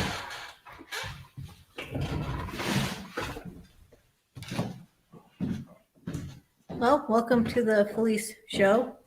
I'll be your host today since my co-host ran off to the bathroom. Oh, that's interesting. That eating disorders also numb feelings. But it makes sense because when Link went through his accident, LT turned to alcohol and I turned to McDonald's and cheesecake. So I feel like that kind of has the same effect, like he was saying earlier, the chemicals it releases in your brain. Me and Millie actually ended up staying there. We stayed in the Ronald McDonald house and we'd wake up 6 o'clock in the morning in order to be there for rounds by 7. And we wouldn't leave until it was past 10 o'clock and stop on the way home and eat a bunch of McDonald's on the way back to the halfway house before we went to bed. But emotional pain is hard to deal with. I think it was nice though having Millie there, so I didn't have to be there alone. Poor thing. All her hair fell out during that same time, so she was going through her own personal trauma.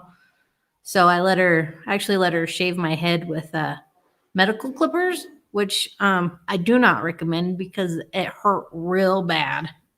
Those things were not meant to clip a lot of hair at once. But as soon as I did that, she was like, we just wore our bald heads proudly. She was cute. But it's nice to have somebody to talk to, somebody to be there for you. Sometimes just somebody to give a hug to. Hugs are very powerful, in my opinion.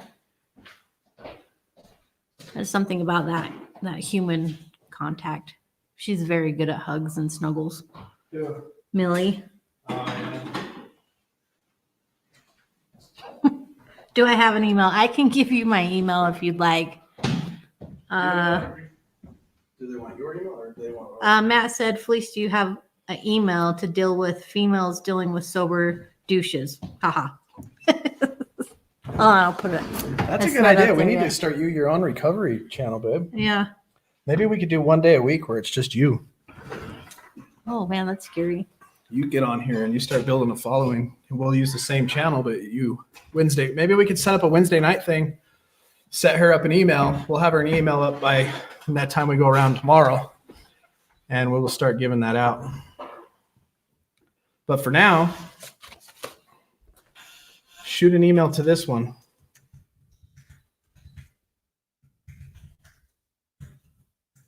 Hugs do make the world go round. Red rum. If you want her to talk, privately share information with somebody, shoot it to there and I'll get it to her. And then by tomorrow night, we will have an email set up for just Felice to where she can start absorbing people who have to deal with people like me. You said just an email, right? Huh? I'm not going on by myself tomorrow. She's on by herself all day No, tomorrow. I'm not. Stop it. But then we'll Makes me start nervous. maybe as this grows and evolves, because Tuesday nights before this coronavirus hit, we were just doing Tuesday nights and called it family recovery. But maybe as it evolves and more people out there see the Al-Anon type benefit from this, she maybe can have her own little segment on here where she gives advice to people who've lived with addicts. If you guys have questions while we're here too, I'm more than willing to answer your questions.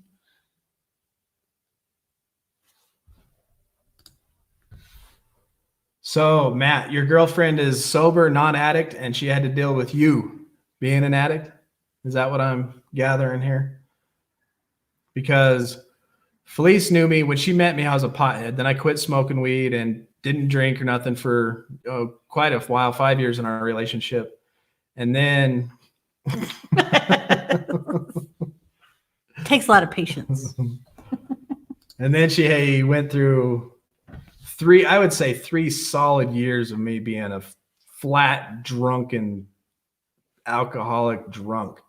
And the 3 years that led up to that, she had to deal with that, stage one part of alcoholism where it's a wild, fun party. One time it was my 36th birthday at your dad's house. She threw me a party at her dad's house and I could drink, and I wasn't drinking daily then, but I could still drink. And my buddies tried to keep up with me. They ended up puking and passing out. I ended up riding a bareback horse. That was funny. We went in the back pasture of her dad's house and there's horses. He And thought he was John Wayne. I jumped on a horse and It was dark, so all I hear, what did I hear? I'm a cowboy. Yippee-ki-yay! And then, oh! I was like, well, somebody fell off the horse. Yeah, that horse bucked me off there fast as I got on it. I got on and said yeehaw or something and flew. I landed on my stomach, on my fist, and broke a rib. Drinking's not funny. That was funny, That though. was a cowboy. He comes back all limping and covered in horse duty. I was the wife that let him make his own mistakes when he would drink. I know a lot of wives were like, no, very controlling. But I was like, he'll learn. 5 years later. 5 years later, I'm in a hospital with an IV and a nurse checking on me every hour. Are you having any hallucinations? And I did. I was having audio hallucinations. She came in and she's like, are you hallucinating at all or hearing anything? And I could hear like a podcast, like a talk show, radio talk show in the distance. I was like, does somebody have a radio on? Because I hear a talk show. She's like, nope. So I was hallucinating in my detox center. But look, 5 years later, you figured it out.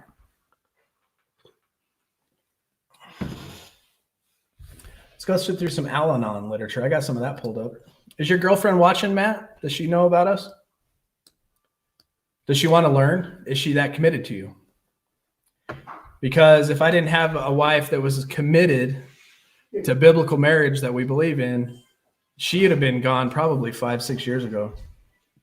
And I would have been all right with that because I would have just went on to a party. I would have been like, woohoo, screw it. Times I felt like you tried to push me. That was like his first thing as soon as we'd fight. You want a divorce? Like, no, no, stop it. Not giving you an out that easy, pal.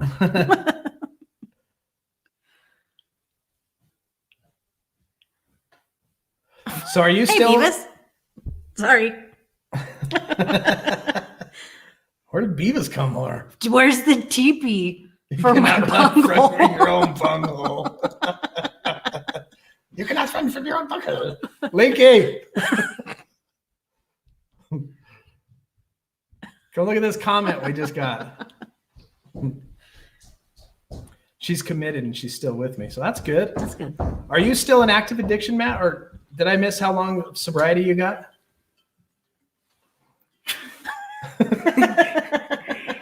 Yeah. That is true. Link loves teepee for his bunghole. Nope. Too bad they're all out of it. Right. Showers for us in the Weaver household. I found my phone. About the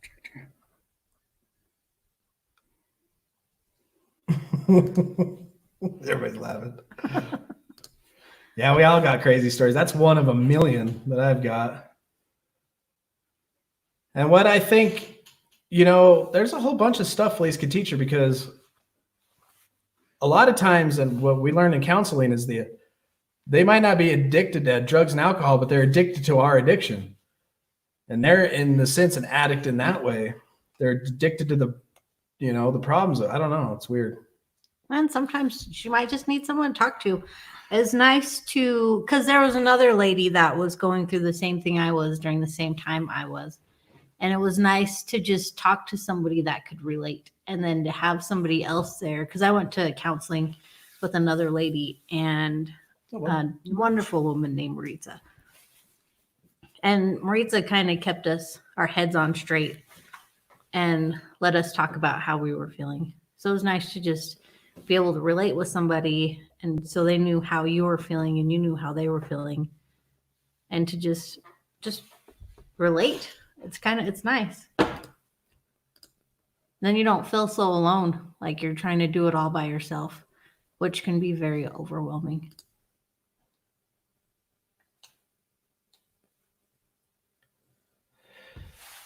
In this Al-Anon, it says, think. I'm expecting everything in life to be just the way I want it. Maybe I ought to take a good look at those expectations and see if they are realistic for my particular situation. If I'm constantly reaching for the moon, I'm going to miss a lot of pleasant things right here in my little world.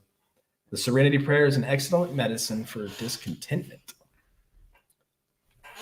So I'm going to put this site on here because it's got some good stuff. Maybe you guys can go through it. It's funny because I kind of just knew I wouldn't be able to save him. He just had to save himself. Week to week grind, huh? So you're just lapsing, relapsing, staying sober, and then relapsing?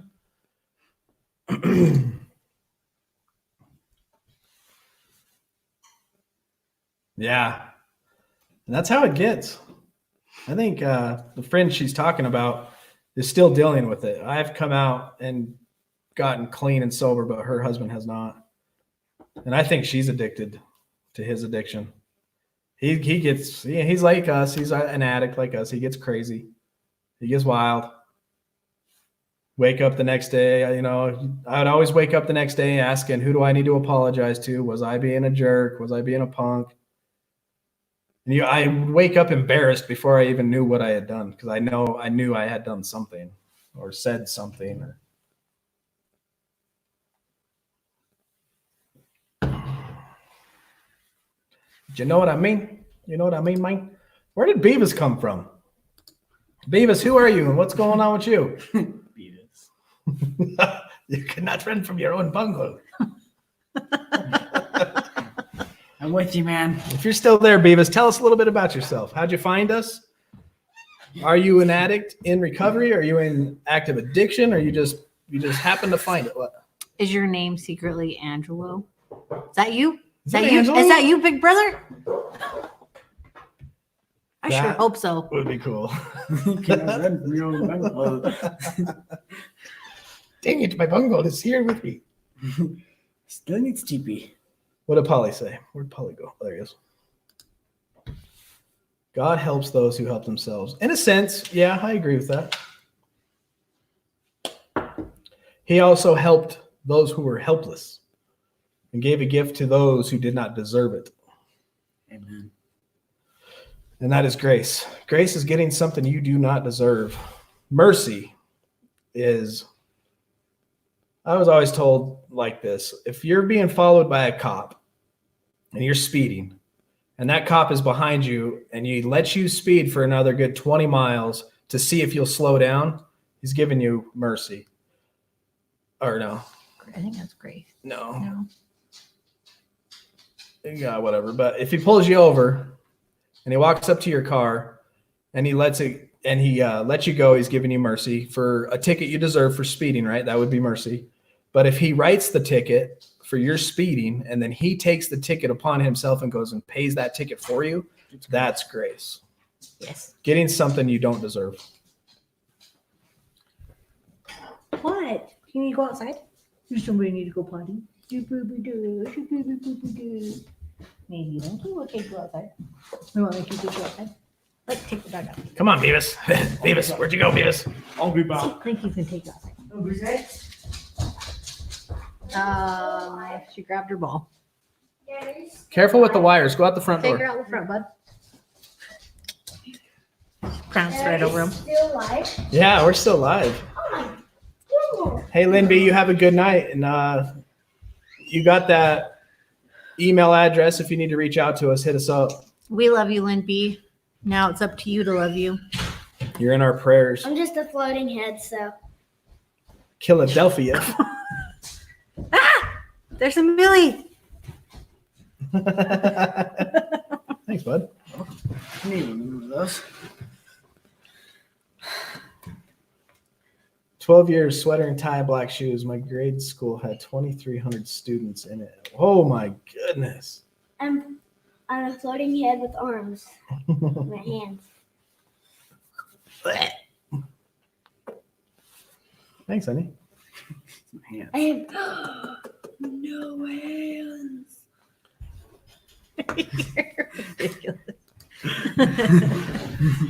Give a kid a green screen. And Matt, so we got to remember it's progress, not perfection.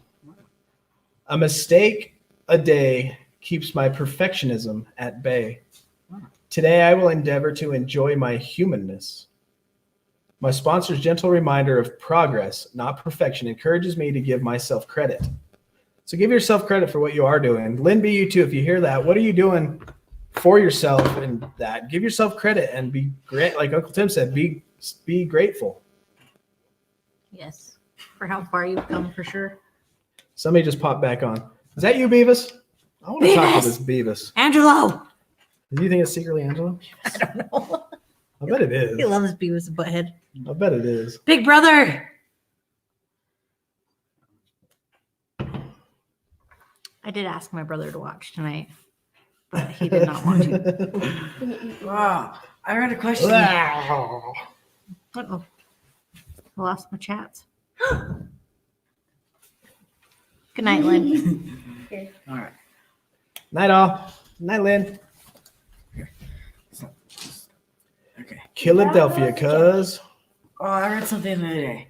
It went like, we're made of atoms, and scientists are made of atoms. So scientists studying atoms is just a bunch of atoms studying itself. Oh, that's weird. I like it. Trippy.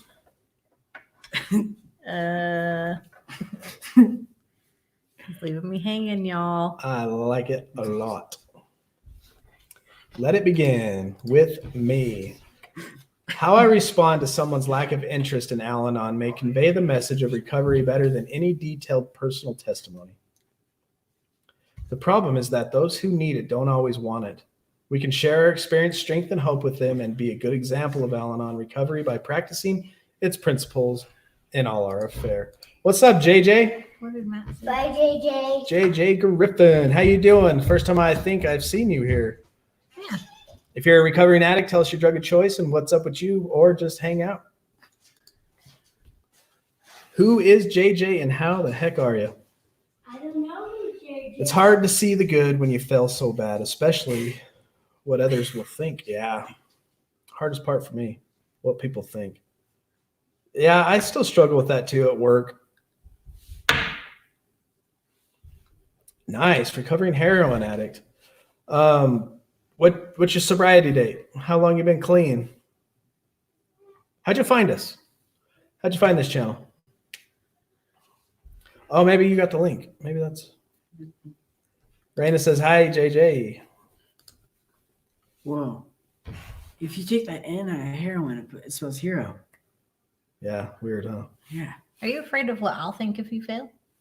No, I didn't think so. I'm not afraid what anybody thinks anymore. Anymore. Certain things that I do, like if I miss work or I don't perform right at work, I worry about what they think. But lately, I don't care what people think anymore. I'm gonna go for my goals, pursue what I want to do, and I mean it in a way that's God's will for me, not my own. But I'm gonna do it, and I don't care about criticism. I don't care about hate. I'm gonna take Gary V's advice. If you guys don't watch Gary V, listen to some of his stuff. He's a motivational speaker kind of guy, but he says that he hears hate in his comments the same as he hears praise in his comments. He brushes them both off. And he seeds them right down the middle. He's not going to let one affect him more than the other. Oh, sweet. Real talk recovery. 20 years of heroin, man alive. I can't even imagine. I was never an opiate guy, never heroin or anything like that. Oh, sweet. Well, you're more than welcome to be a guest on here anytime you want. You let me know. I put an email up there. You can hit me up there. You can hit me up in the comments of one of these things, however you want to get a hold of me. I have a Facebook page and my links that you could join. However you want to get a hold of me, do it. And What's a LCDC? where? ICDC? The comment you just put up. I'm going to school to get my your CDL. Sweet. Is that? No. I don't know what that is. I was thinking truck driver stuff. What is that, JJ? We live in a world of acronyms and we don't know that one. Yeah, I live in acronym world, but I don't know That that sounds one. like a band. ACDC. Yeah, Jay, I'd love to Oh, have you drug on. counselor. What? That would be cool. Dude, that's awesome. It's weird. After being in my IOP, I have had the desire to work around addicts and help. This is why, look what I'm doing. Every night we're on here. Real Talk, Sober James and I'm sure you already know this, but we've all committed to the trilogy of recovery. 6, 7, and 8 Mountain Time. You can catch us all for an hour. And it's Friday night, so we're going long because nobody has to work tomorrow. And if you guys are going to hang out, we're going to hang out with you. Not on TP. What's up, Mike Hawk? We are not stocked up on TP. And Beavis left with all the TP for our bungholes. Mike Keep in mind, the Hawk. butthead is still here. You have to say that slowly. LCDC. Gotcha. Stocked up on what? Food? We're not panic buyers and we ain't too worried about what's going on. But just in case we do get quarantined or locked down, we did go buy $200-300 worth of food. Couldn't buy toilet paper. But we bought some groceries. I guess we went normal people shopping because normally we shop day to day or every other day for just kind of what we need. But we probably ought to get back to that anyway. Shopping. Yeah. You know what we are stocked up on, Mr. Hawk? is recovery. I can't high five dumb jokes. That was a good one. Oh my gosh. You can't high five. Nice one, Dad. No, that was what it You just high five. Ew.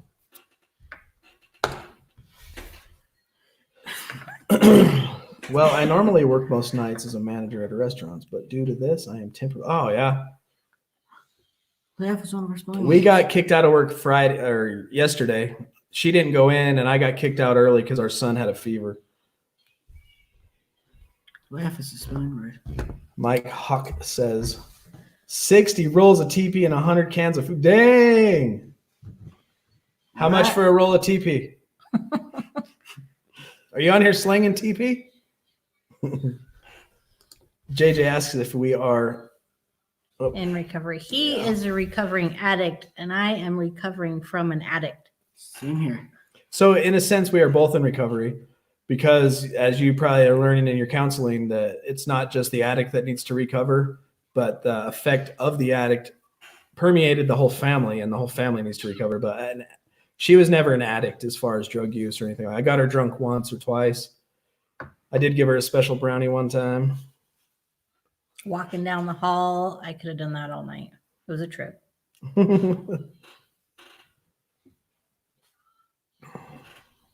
That's about where we're at. So Mike Hawk, if you're so stocked up and all that kind of stuff, what is your thoughts on what's going on in the world right now? I'm sure you maybe not know this. I don't know how long you've been watching us or not, but we live in Utah, and Wednesday at 7:00 in the morning, we had an earthquake.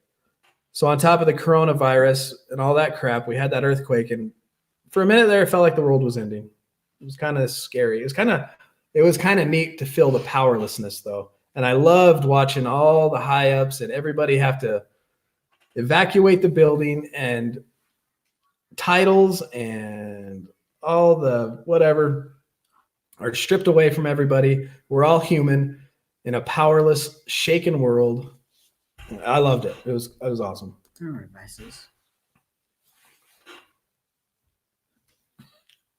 So, Rayna, do you leave the house on your own, or do we need to bring you stuff? If you need us to come down to Salt Lake and bring you anything, let us know. We'll drive down there. Dip. Yeah. Stock up on the dip. Yeah, my vice is this. I know what a vice is. What is it? Something bad. Virtue is something good. Oh. I quit smoking back in 2008. I used to smoke 2 packs of cigarettes, close to 2 packs of cigarettes every day. And then in 2008, I was able to give that up. She saw me give that up. And then I didn't smoke until 2017. I got a message from her with him when he was in the hospital, and he was trying to talk, and oh man, it rocked my world. I couldn't watch that video today, right now, even still. I was going to say we could play it if they want.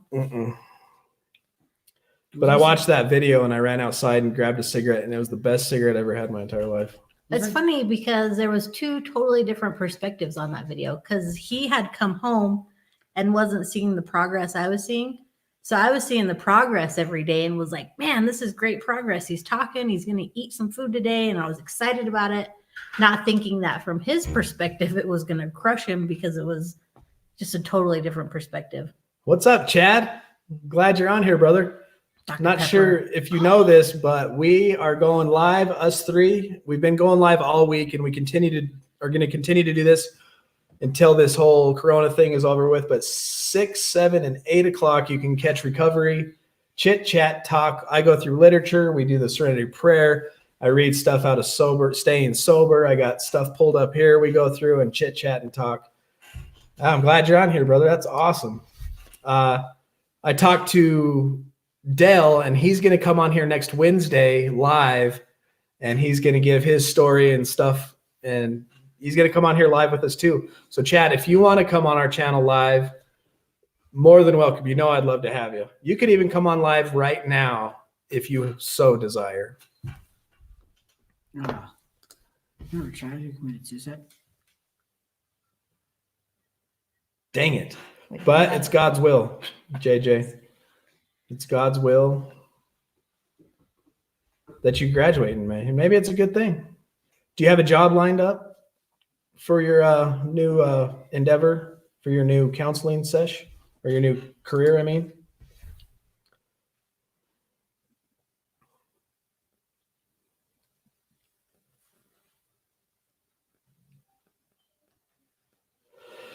I have been to the ocean. When I was 15, so I've been to San Francisco and I've been around a little bit, but when I was 15, I went to Florida. We went to the Keys down there in Florida, and we took a charter boat, a sailboat like thing, clear out into the ocean and went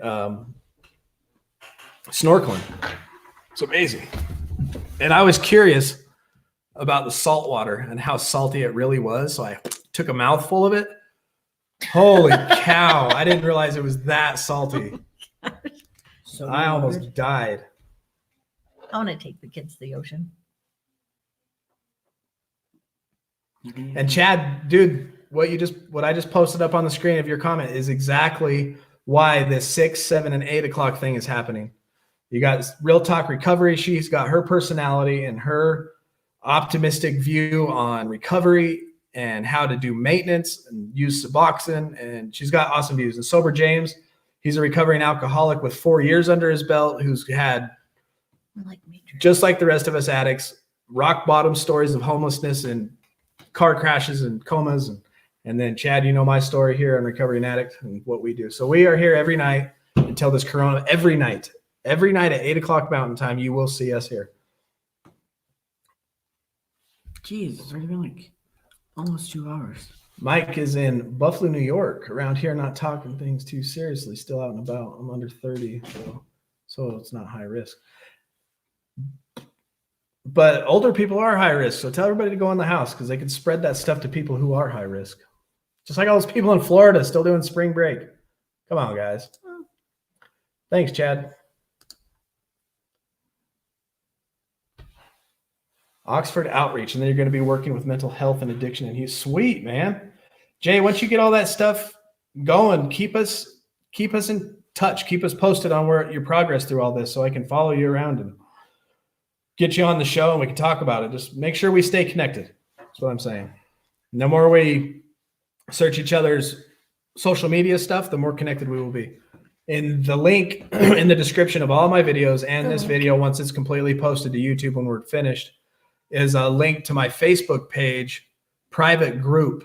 So click on there, join me on Recovering Addicts private group. We can all stay connected and continue to roll. Yeah.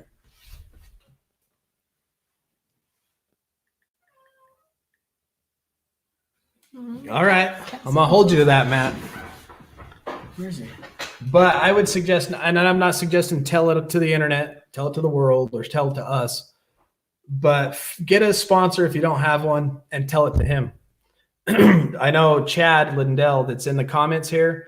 He's got years of sobriety under his belt. He's a sponsor, and I know some of his sponsees, and he's a good sponsor. And I bet you he would have the same advice, is to at least share your story with somebody, just like we read in Staying Sober, verbalize it to somebody that's not going to minimize or criticize and help you walk through it, and saying it out loud and having somebody else hear it.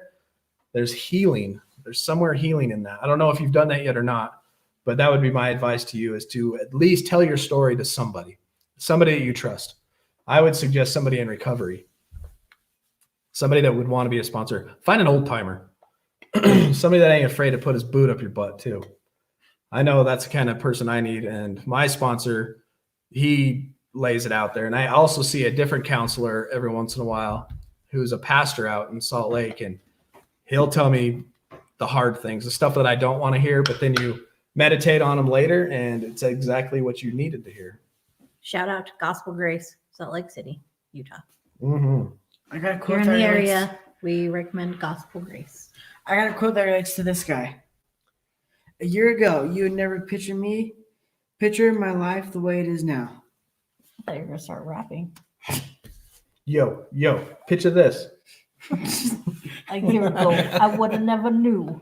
Oh, Chad, if you're still watching, I'm going to explain how this live stream started.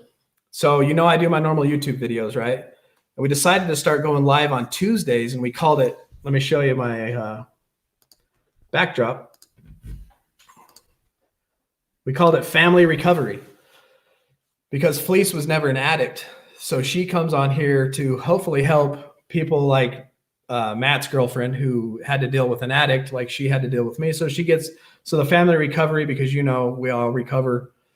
Well, the whole family needs to recover after an addict has destroyed it.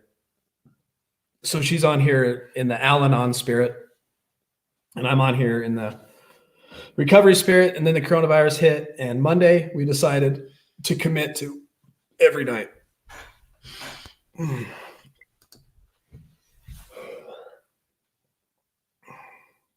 Awesome. Thank you, Rayna. Hope she likes them, and I hope they keep her in that recovery. 40 years, that's a long time. Is this the same sister that you told to keep going back? Probably. Yeah. That's awesome. I'll bet you. Wow. This is a really, I bet she's so proud of you. Oh, yeah. this is a good one. One day or day one, you decide. Let me read that. Oh, one day or day one. You decide. Wait a sec. You decide. One day or day one. One day or day one. I'll decide. I remember deciding. Is the same sister. That's very cool. Where's your sister live? Is she not close to you then? I was in a band too, dude. I play the bass and drums. I got to get them out now that we got our house getting back together. I got to get some plugs put in, but I'm going to set this studio up even more. I got guitars, basses, I got PAs and all that stuff, and I'll make it so I can jam online. But the same thing. Okay. And my friends and I, back in the day, we were in a band and we were hot, man. We were good. And somebody, I can't remember what we were talking about, but the conversation came up, like, if you guys make it big and you're rock stars, who's most likely to be the drug addict that ODs? And everybody in the band pointed at me. Weird.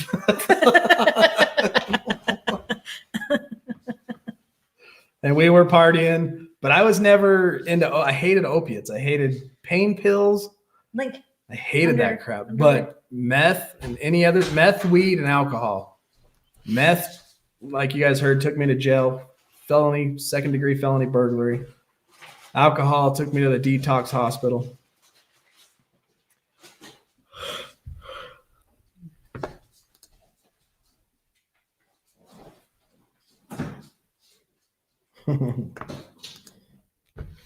My Uncle Jimmy has 33 years clean. He just stopped. No meetings ever. He just quit. John Owen was the greatest bassist ever. Maybe Jocko Pastori. Yeah, dude, I love Jocko. He's awesome. One of my other favorite bass players is Marcus Miller. If you don't know Marcus Miller, look up Marcus Miller Detroit. Oh, yeah, Marcus Miller's good. I learned a couple of Marcus Miller songs, and me and you used to listen to Trent play Halo all the Is time. that the one where he says B flat or B sharp or B B nothing? flat, B B that one? sharp, or B nothing at all. I don't think that's Marcus Miller. Oh, it might No, or that's a slap at the bass guy, the black guy. be. Oh, Charles Stanley. Was that guy? Charles Stanley's an awesome bass player too. Dad, you remember when we used to listen to Trent play Halo? Yes. Those are the days. Those were the days. Mm-hmm. So you was a good traveling band, punking it out too, huh? That's awesome. So Wow, in their 70s. were you the rebellious little sister?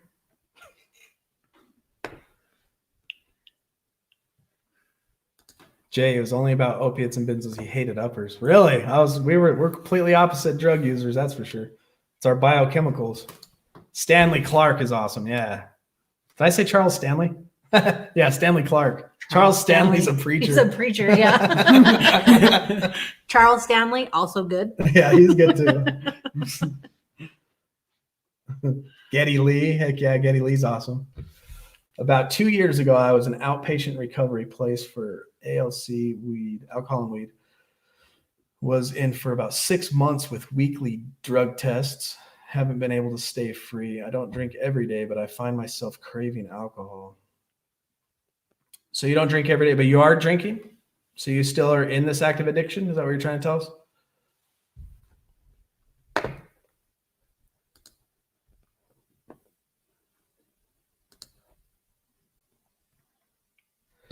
It never goes away, dude. You have to erase your character defects. You have to work on your character and eventually it does. It gets easier the farther away from it you get, but you have to start working on the ism. There's the alcoholism, right? You got alcohol. You can take away the alcohol, but you're left with that ism. And the ism is you and your brain and the way that you process, think, and act on things. You have to analyze that. You have to do daily inventory, and you have to change everything.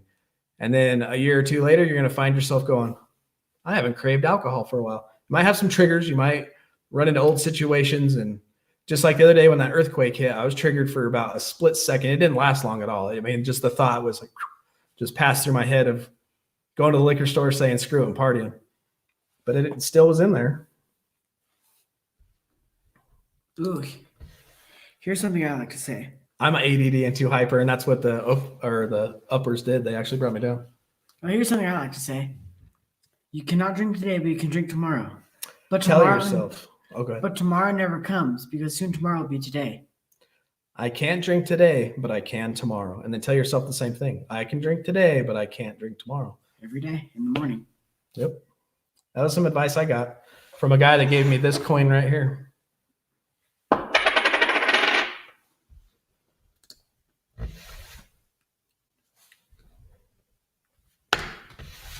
Still drinking. You have to make that decision. It was Maddie that had the girlfriend. Huh? You have to make the decision, and you have to make them quit because you want to quit. We can't quit for you. We can't. But if you make the decision to quit, that's good. Why are you? So you're thinking about recovery. You're listening to recovery things. You're hanging around with recovery people. So what's your goal? What do you want to do?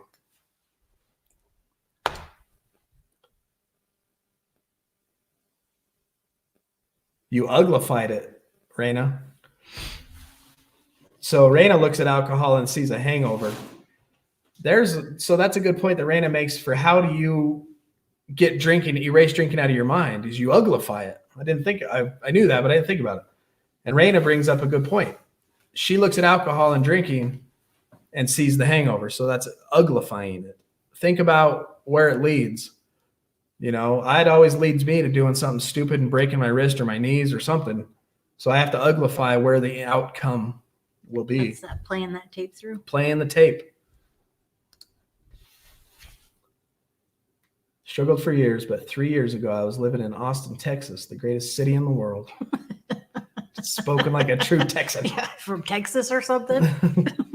I had friends in Oxford and I had to go into and said I would give it 6 months. And if I didn't change, I would go back. But it was almost 10 months and I was loving life. I just kept going and having awesome for you, dude. That's inspirational. Yeah, I want to have you on the channel. I bet you're eloquent in the way that you speak. Can't stand the smell. It's funny how our minds do forget all the bad stuff, though. We watched a show, and I'm going to rewatch it. I'm going to write it down, and I'm going to explain the show that I watched, Pleasure Unwoven. And it explains the addict mind. Is it a disease or is it a choice? And it's a chosen disease, basically, is what the show wraps it up to be. And he talks about the way that our minds, we basically give ourselves brain damage through the alcohol and the addiction and the drug use, and it impairs our memory and a direct memory of what we remember about the bad things. What was it James was just saying on his little hour he said? I can't remember.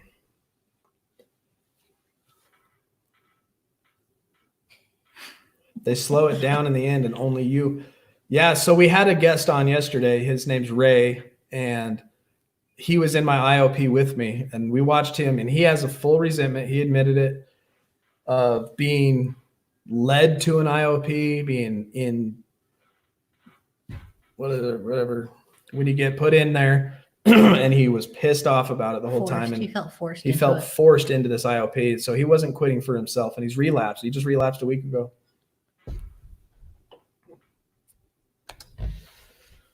Austin's a good city. I want to go there. Boston's a great city. Very clean, no litter, no graffiti, no trash. It's nice. They talk funny. Polly say people from Boston talk funny. That's funny. Matt says you talk funny, Polly. I want you both to be on so we can hear you both talk. Matt, you got a Boston accent? Oh, that would be good. We just talk to each other and we'll just listen. Yeah, we'll just let you guys have the show that day. Nah, Bob. Whoa, yo, cuz. But you're talking. I've been to like 13 plus treatment centers and never wanted it. It was always for parole or parents to keep my wife or get my back in the band or whatever. But once I wanted it, I got it. And isn't it funny that once we get it, addicts, once we get recovery, it's get out of the way and people are just amazed. Like, wow, look at the real you. Hell no, he's Tennessee Bombo. Oh man, that'd be even funnier. I have a friend that lived in Utah her whole life and moved to Nashville, and now she speaks with an accent. And I cannot talk to her on the phone without laughing for at least 5 minutes because she never used to have one. My and brother, then she hangs up on me. My brother, he's a redneck out here anyway, and he moved to Tennessee and straight up got a Tennessee accent, and it's funny.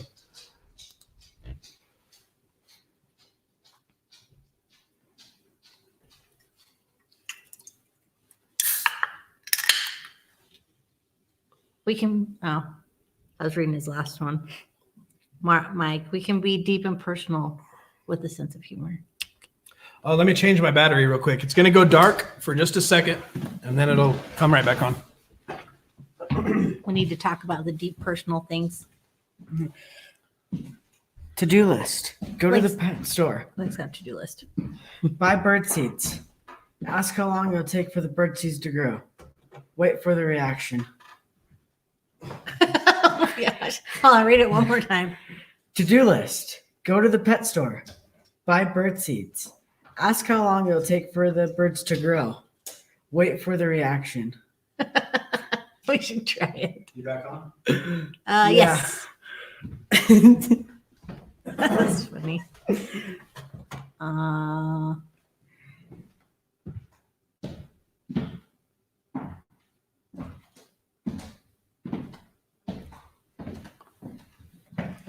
You're an addict, Mike. Yeah, dude. That's what's wrong. And you're sneaking it. And you don't think she can smell it? Us wives, we know. There's no sneaking it. They can see it in your eyes. They can hear it in your voice and your mannerisms. And beer stinks. and how long? And what is sober? Like, where's the line of when you take a drink? When are you drunk? Where's the line? Like, okay, now I'm drunk. I've had how many? Like 1 beer, 2 beers?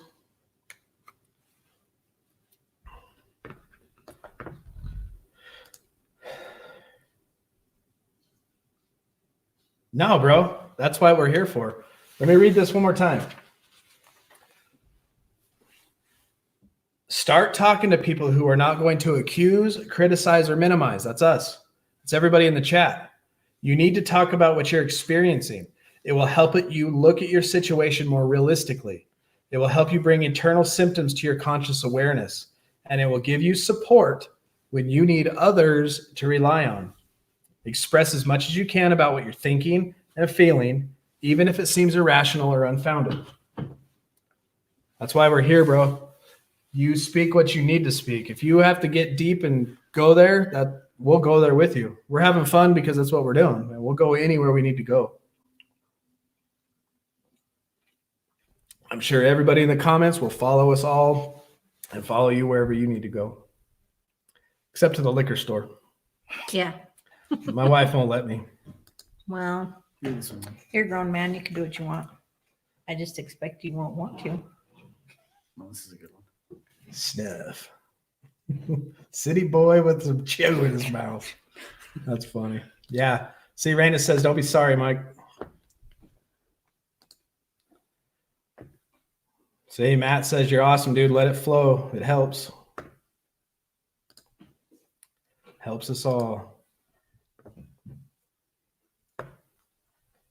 It's a good reason.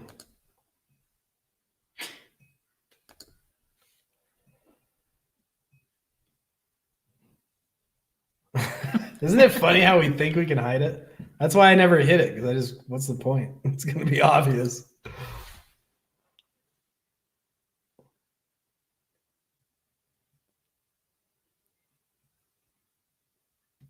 Oh, see, coronavirus did a good thing today. Did you watch the video I put on coronavirus that had the coronas and then said virus on it? Is that the one? Or did the live feeds pop up because of the corona? I bet it was that yellow one. I'm glad you found us, and I'm glad we're here. That's obviously God's will for us, is to be together and talk. All of us, everybody in this chat.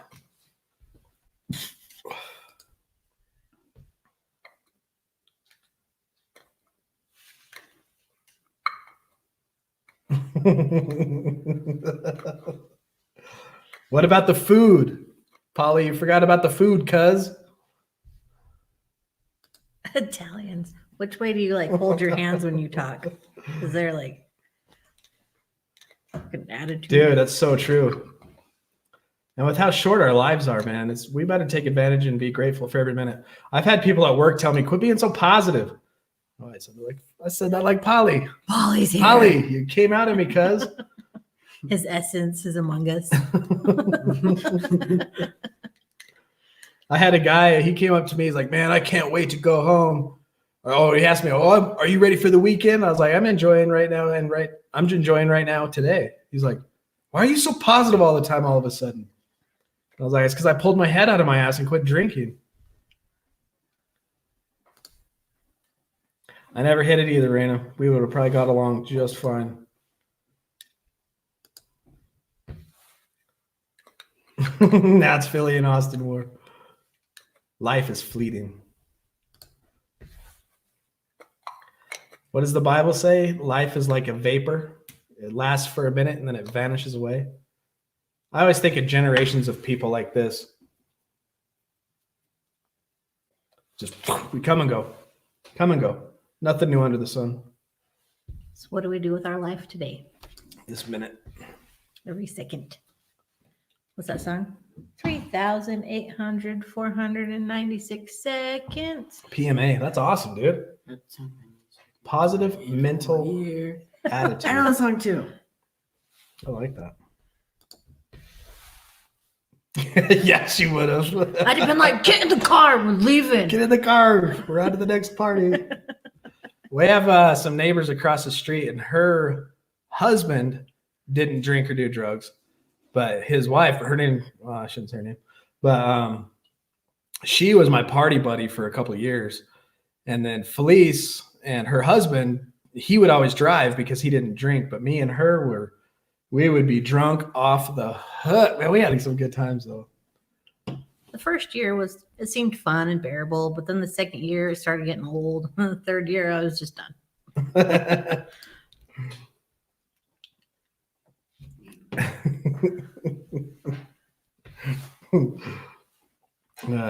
What are tasty cakes? Is that like pancakes? Tasty cakes. Tasty khakis? What's khakis, cuz? Is that car keys? I dropped my khakis. That's Boston. Oh, dang it.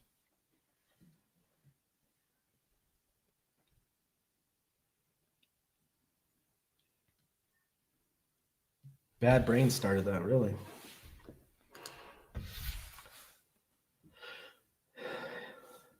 Really? Dude, I would get drunk and drive we got a Razor. We were like one of the first ones around town to get Razors and stuff. I had them street legal, and I trashed mine because I was drunk. I popped the tires a couple times. We had to do it. It was fun because we were partying doing it. I had fun. And then we went camping one time, and I took the Razor out right when we got there at night and took it and went off this thing. It was dark. Boom, broke the tire, and then I just forced it back home and destroyed it. Even I had totaled the thing.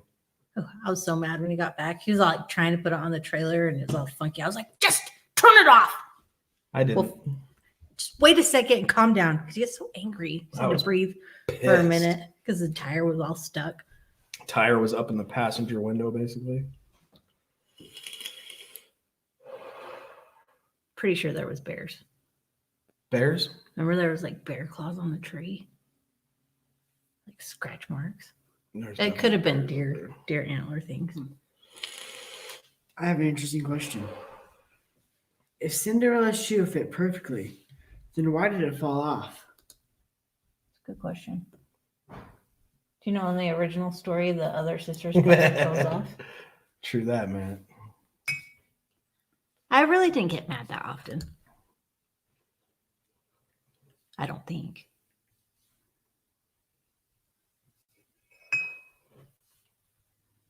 Zebrandix? There was straight edge guys and then like X. Oh, that's cool. We had I don't even know if they're still around, but when I was younger out in Salt Lake, we had a gang and they were called straight edgers, and they would whoop your ass, but they didn't do drugs. Hey, welcome back, Veronica. Hey, Veronica's back. Can't sleep? I'm glad you're back. Looks like your sister. Oh yeah, you do.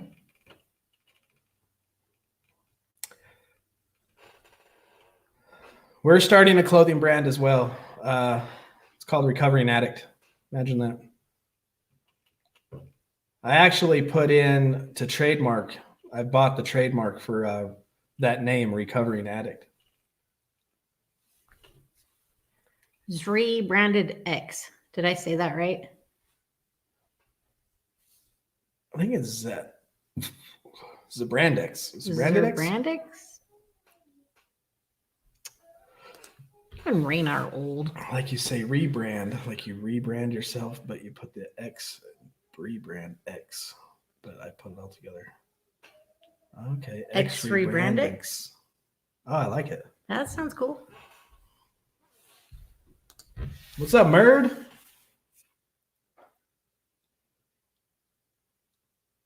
Yeah, dude. Me too. I don't even know what is straight edge. Straight edge. People that don't do drugs and they're pretty morally straight. And they walk the straight and narrow. They walk the straight edge. They're straight edgers.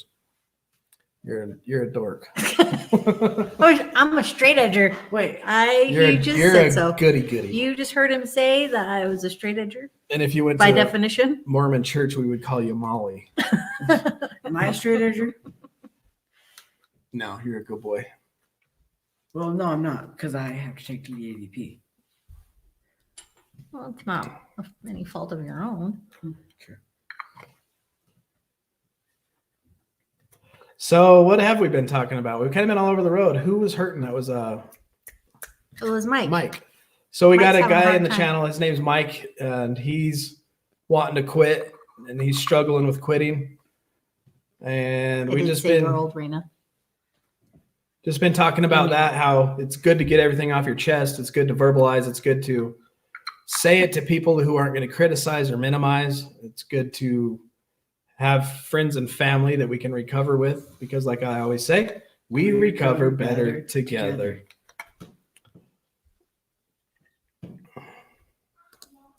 Because straight edge is an old word. We are old, Rayna.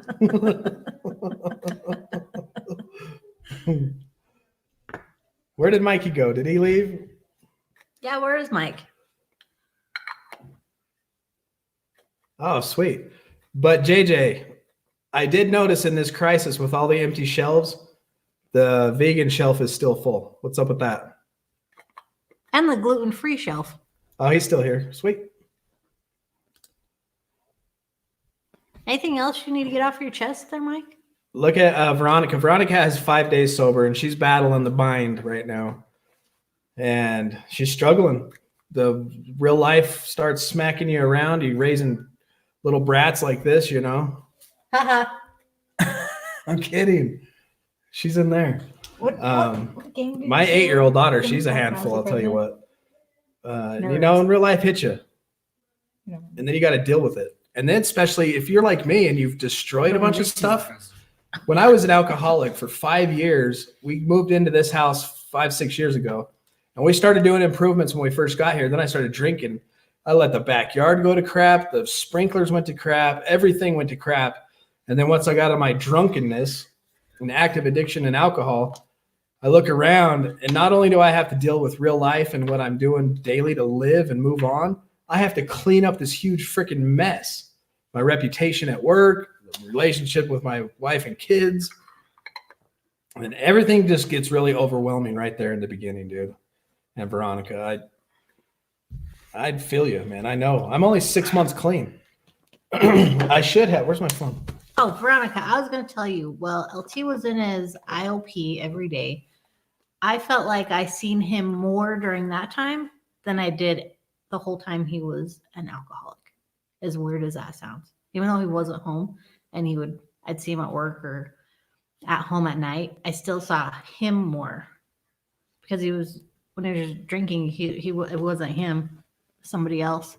Oh, and when he finished drinking, So I said something that made him tear up. I just wanted to encourage you with that as far as your daughter and your husband go, that in your sobriety, they get to spend more time with you. Mentally, you're before. there. Excuse me.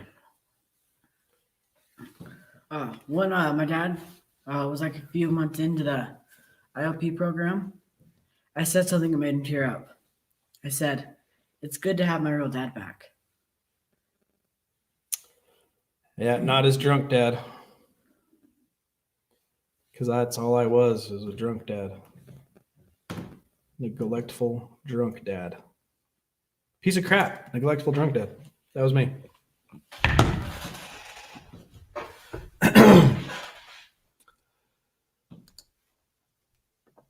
Everybody on here is great. It's kind of weird, man. When you're in recovery, it doesn't matter how far away we are. It doesn't matter. Just the fact that, you know what I really like, and this is where I'm going with that, is what I really like is when I was in my IOP, I sat in a room it was group therapy every night for 3.5 hours. The open and honest atmosphere was a breath of fresh air from the fake, just like Maynard says, smiley glad hands with hidden agendas at work, to go to real, just real honest and open conversation was a breath of fresh air. And when we come here and we have this real honest, open humanity, truth, because there's no hidden agendas behind our smiles and our smiley glad hands, yeah, it's awesome. And then we just instantly connect because of that. And then to be able to get something off our chest to people that we trust and know we're going to be safe. We feel safe with each other. It's awesome. I don't know. I love it. What does IOP stand for? Intense outpatient. Intense Is she still watching? outpatient. I was going to ask. Zanette, you watching? Are you watching, Zanette? Ooh, can we see your name? Too late. I don't have anything to use, LOL. The drugs are going. The numbers are deleted and blocked. Good. That's closing back doors. Blocked numbers. Let your doctor know, too. Tell them you're allergic. Stuck without drugs. Don't look at it that way. You're not stuck. She's watching. Oh, sweet. Shout out.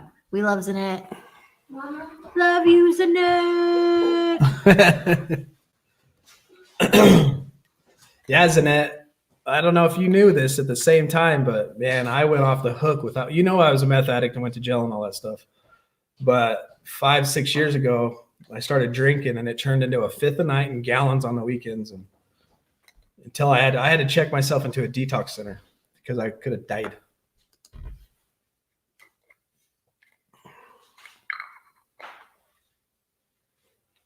Well, all in all, today made me feel like a bad person for drinking and hiding it. Don't want to be that kind of person. For now, I am going to try to stay sober and keep checking in on this channel. Sweet. Yeah. That's a good goal, brother. Work the program. I mean, stick around, keep talking. And you should feel bad for hiding it. It's not right. I'm not trying to be like, hey, you know what I mean? I'm not being judgmental on you, but it's not right what we do when we do that. I would go down in the basement. I would get on my computer here and I would start drinking whiskey and the family stayed clear of me. And I did it for years. I would get so drunk, I would just wake up in random places around the house. I remember like falling down, like Falling down the stairs. I remember falling down and it was fun. It was stupid. Man, I was a waste of skin drunk. Man. He's already got bad knees, so it was no bueno. He's old. He's old, Rayna. Don't I haven't even If think you don't about it. know, Stop we're me what, from like drinking. 6 years apart, 7 years apart? I'm with you on that, JJ. I have another strategy of Murd says, very good, Mike. You can do it. And I bet Murd would say the same thing as me. Keep coming back. And check out the other 2 channels as well, too, from 6 to 9. And the cool thing about these channels, it's that kind of podcast style. So you ain't got to watch the video. Just throw it down and listen if you don't feel like chit-chatting and staring. Took a lot of precautions this time to stay sober. I did a lot of things. I lay around and regret. Ugh, regret sucks. That's what keeps me going. I don't know. He Dad. might be older. Close the Yeah, drugs to drawers. What am I looking at? I have How is the I have next another one? strategy you can use to keep your alcoholic from drinking. Dang, she's got the same sobriety date as I do. Your birthday twins. Yeah. That's cool. Yeah. I have Isn't that another you and strategy LT are to keep the birthday twins? alcoholic from drinking. What? I have another strategy to keep We the love you too. alcoholic from drinking. What? Okay. So put the alcohol somewhere in the house where your whole family could see it. And if the alcoholic tries to take a swig of it, the whole Smack it. family has to keep him accountable for not taking a swig. How about get the alcohol out of the house? How about you smack it out of their hands and then just chug it, Get rid of alcohol. It's bad, huh? or get in your car and run it over. Millie's going to be one of the crazy ones. If my dad tried to drink. No, that's good. Closing You the care doors about to him drugs. So much, huh? So Veronica, I think it's the video that it says Is it addict on Mexican? it, and it has like a guy in a plastic bag screaming, but it's about the addict mind. And I did a little skit with my 3 characters, and it's about closing back doors. I dream about using too. I dream about drinking, and it's hard to not let your mind wander, and you got to uglify it, just like Rayna said earlier. Chill. Sorry. Do you have the link to the Facebook page? I do have a link to that. I'll throw it up in there. Hold up. Hold up. Wait a Hey. minute. Hold up. Hey. That's what I think of. What's the other one? Hold up. Excuse me. Wait a minute. That's all I ever remember. Probably because it's not a good song.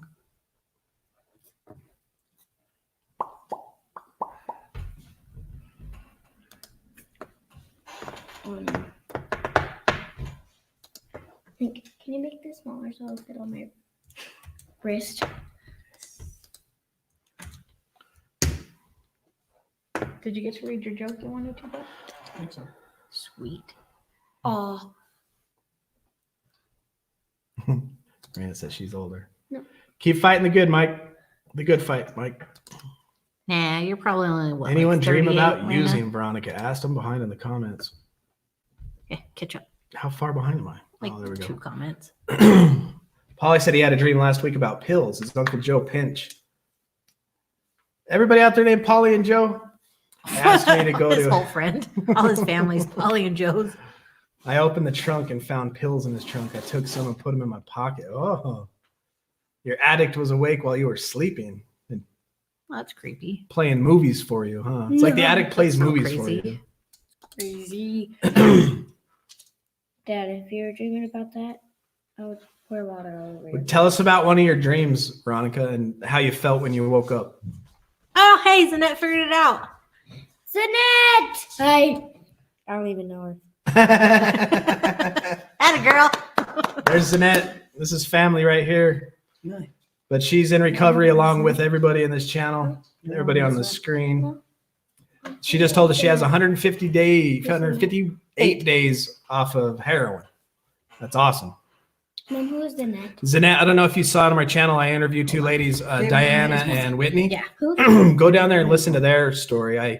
You'll probably relate. You may even know them. Who knows? But Alexia. it's a Like good the one. baby. Arias. I'll show you a picture later. I do have that I number, know but Arias. the phone's over here and it's not charged. You were the only one that ever called it, and then you stopped texting it. We only texted that one day, and then I just left it over there, and I stopped posting it. I could post it again, I suppose, but the phone is a piece of crap, and I hate it. Honey, grab me that phone. Or I'll Linky. link you, grab it. If you look, It's it's all cracked. cracked and It's been broken. chitified. You can see like that one, right? Oh, Look at it. It's all no, yeah. shattered and cracked.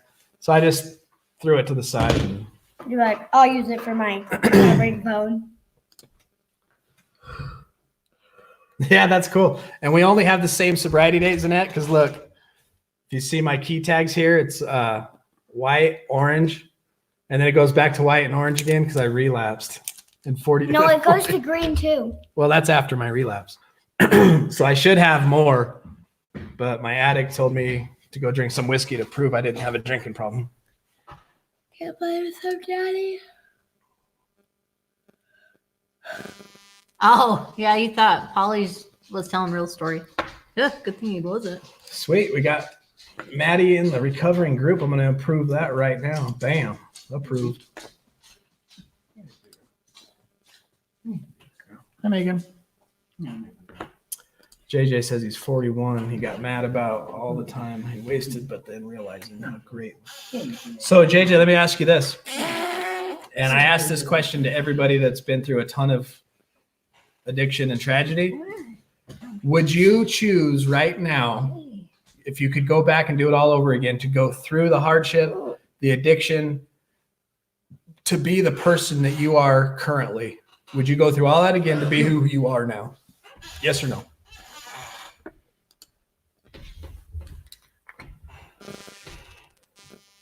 Our dog Megan's Go over ahead. here feeling left out. She needed some love. You're shaking the whole everything. We're going to shake the table. Go lay down. No alcohol in the house, but he has a liquor store down the street from my house. Me too, dude. Mine only took me I think it literally took me 4 minutes and 30 seconds to get there. And I would drive there drunk. I got to the point where I was like, I'm just going to drink a pint tonight, and that's it. I'm going to limit myself to 1 pint of whiskey. I would drink that pint within probably 40 minutes, if that, maybe 30 minutes, and not be drunk enough, obviously, and have to go get another pint. And if it was Friday and I was trying to limit myself, by the time I got drunk, drove my ass back to the store, I would get the big bottle and continue to drink that until Monday night. Daddy, you got new comments. Congrats, Zanette. Rayna says congrats, Zanette. You probably saw that. Yeah, bro, I saw that. I just approved it. Oh, she relapsed. Did you see that? She relapsed at 376. But That's you're over back. a year. Damn. But you're back. Keep coming back. How long is it after a Look at year? it. Oh my gosh. How long is after so a year? That's right. 365 Right. a year. So that was like a year and 11 days.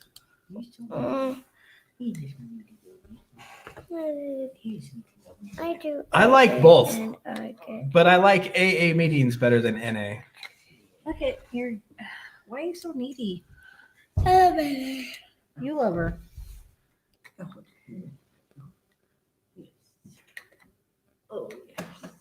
I love my mommy. I agree with Murd on that statement there. Everything does happen for a reason. I regret a lot of things I did while I was out actively using, but I don't regret it in the sense that I'm glad I went through it to be who I am today. Did you see that Rayna tried to call us? I was going to call us today. Go put her over there. I don't want her unplugging go anything. on, go Megan, on. go lay down. You should have called Rayna. Mm-hmm. We were mostly bored all day. Well, the phone was dead, so she wouldn't have got through. Oh. But if you did shoot me a message on that private message Facebook page we're on, I would have got it. For I have sure. a charger for you, Dad. Dad. I have a charger for you. For what? What's the guy at church always say that God makes purpose and reason out of everything? I don't know. Jay? JJ. Jay from Recovery Christ. I don't remember his exact. I don't remember Something exactly like what that, he says. but it's true. I'm with you on that, Veronica. I like AA better. Purpose and reason for everything. I'm freezing. That's awesome. It has made me the man I am today, and I say I am an awesome man. Yes, he dude, you does, sound sister. amazing to me. I never I'm realized with the you. things I would get. Plus, I didn't have the hell of I'll bring it back. hell of a There must be a limit to the characters you can type, I guess, huh?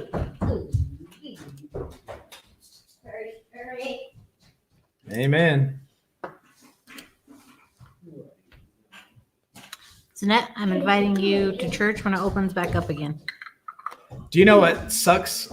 Well, it doesn't suck because I quit and I'm sober. But in Utah, the freaking alcohol, the beer was 3.2, right? As soon as I quit, they make it normal beer around here. It's like, son of a, really? Because sometimes I would forget, like I had the liquor stores around Put her here, out front. the liquor stores here in Utah are closed on Sunday. So I'd have to pre-plan my alcohol on Saturday to make sure I had enough. And by enough, I would have to make sure I had enough that I would not drink it all Saturday. So I had to buy a lot because if I had it, I would drink it. And if I didn't, and I ended up drinking it all Saturday night, I would try to drink the beer to make up for the whiskey, but my tolerance was so high. I could drink 18 beers and I would get nowhere near as drunk as I would on whiskey, obviously, and just be bloated and miss work because I couldn't sleep because of all the sugar, and call in and wake up. And as soon as 11 o'clock hit, I was at the liquor store waiting for the doors to open.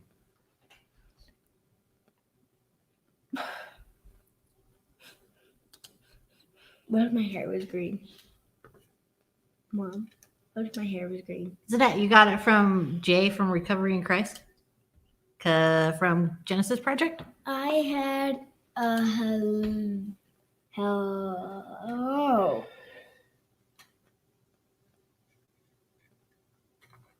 We're so behind. That's not good. They're not there for the right reason. That's for dang sure. Awesome. Okay. I love okays. Wow, it's late there, man. It's late here too, but we don't care. Hey, good night, Mike. I'm glad you found the channel. Thanks for subscribing, and I'm glad you're in our Facebook private group. Reach out anytime you want, and I'm only whatever that thing's called. Email away. Well, that cord over there. Tired. Ethernet I'm cable only away. an Ethernet cable away. Bye. Good night, brother. Good night. Are we still gonna stay live? Yeah, we'll stay live until everybody gets bored. Until my throat goes out. Until you're like, and we'll be like, They had you're saying I can't They had talk about 3.2 beer in Denver. I didn't know that. I know I was pissed when I went to that Rockies game and I was trying to get drunk off the beer in the stadium and knew it was 3.2 because that's what they put in stadiums. Did you answer Veronica's question? What was it? Were I miss you just addicted to alcohol? No. So my whole story, or this time, which time?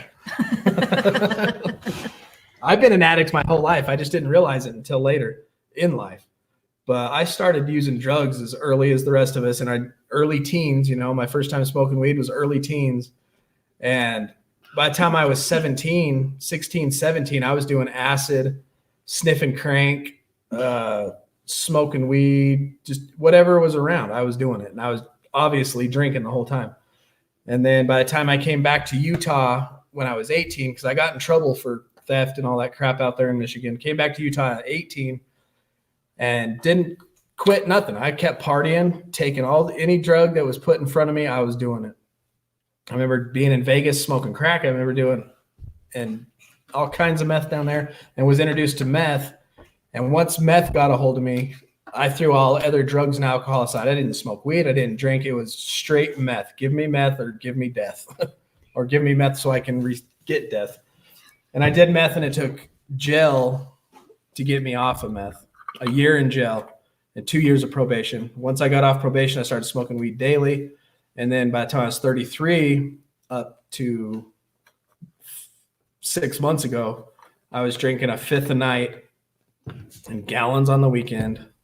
And I did other drugs during that time, but not a lot. I just, if we were partying and it was there, I would do it, especially if I was drunk.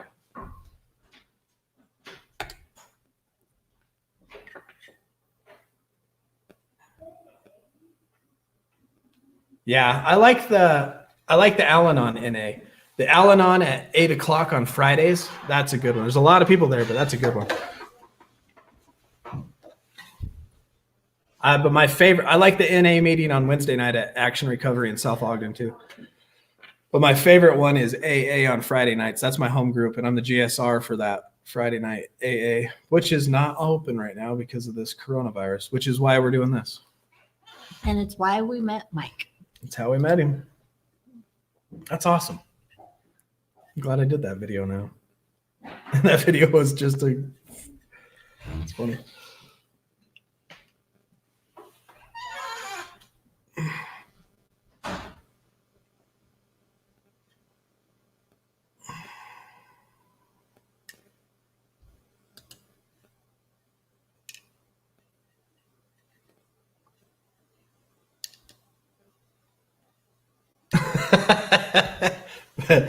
There's a joke around here is, why do you take 2 Mormons fishing with you?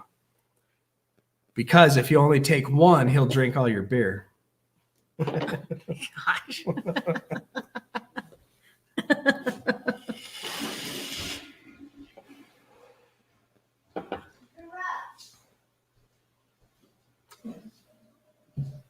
Does anybody have a burning desire to click a link and come on live and talk?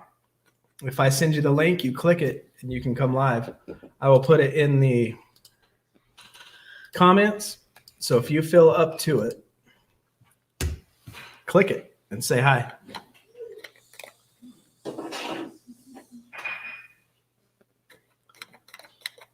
Jay, I bet you were awesome. If you were running around like that playing music, you guys were good. Do you got anything recorded you can share? If you go, well, I have a different YouTube channel other than this one, and it's where I put all the stuff, the music that I had made on my own, just by myself.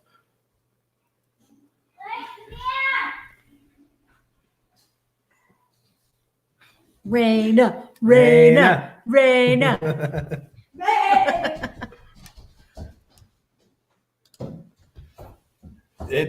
I've heard that alcohol is the only drug you have to explain why you don't use. Yeah, so I was just gonna say, seems like in America, it's You the don't norm. drink? You're the weird one if you What? don't drink. Why don't you drink? And then they try and act like it's fine. They're like, "Oh, that's cool," and then they don't. You do it have to anymore. say you're religious. Oh, that's because I'm a religious. Oh, okay. Or they're like, "Oh, you're the DD." Like that's the only reason you don't drink. Yeah. Not just because you don't want to.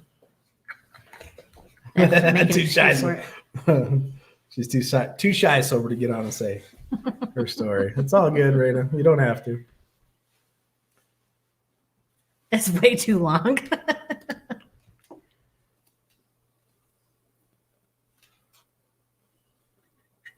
I'm way too shy. How did you get around it?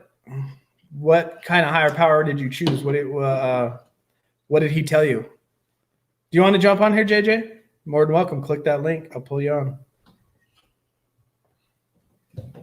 Yeah, dude, send me a link to your music. I want to hear it. They try to make you feel guilty for not drinking, like it's unusual to be sober. Yeah, that's true, dude. Yeah. That's very, the peer pressure of this joint. very peer pressure-y. It's like they feel bad that you're not drinking.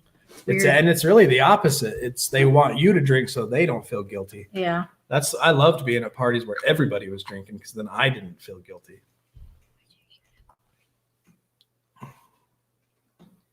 She rebuilt her age. We all missed it. Y'all missed it. She's got a birthday coming up. That's the truth. Then they always thought it was weird that I could have fun sober. That's something I've had to learn how to do is have fun sober. You going to bed? But it took Bye-bye. a lot to be You going to comfortable bed? in my own skin and not care what people thought. Love you too, Zanette. Have a good night. You should come on live one time. Yeah. You chatterbox. Yeah. Talk to us. Yeah. Join us. Yeah. Daddy.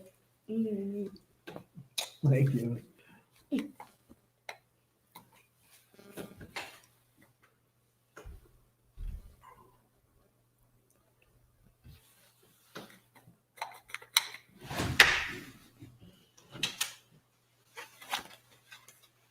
The courage has always been there, Rayna. The alcohol didn't bring it out. It's always been inside you this whole time. Yeah. The early recovery period. During the early recovery period, the major goal is accepting the disease of addiction and learning how to function without drugs and alcohol. A, return to health is promoted by recuperation from some serious physical and physiosocial damage caused by addictive disease. This period of recuperation relies very heavily upon a structured recovery program that protects you from excessive stresses of day-to-day living. During this time, you come to value sober living.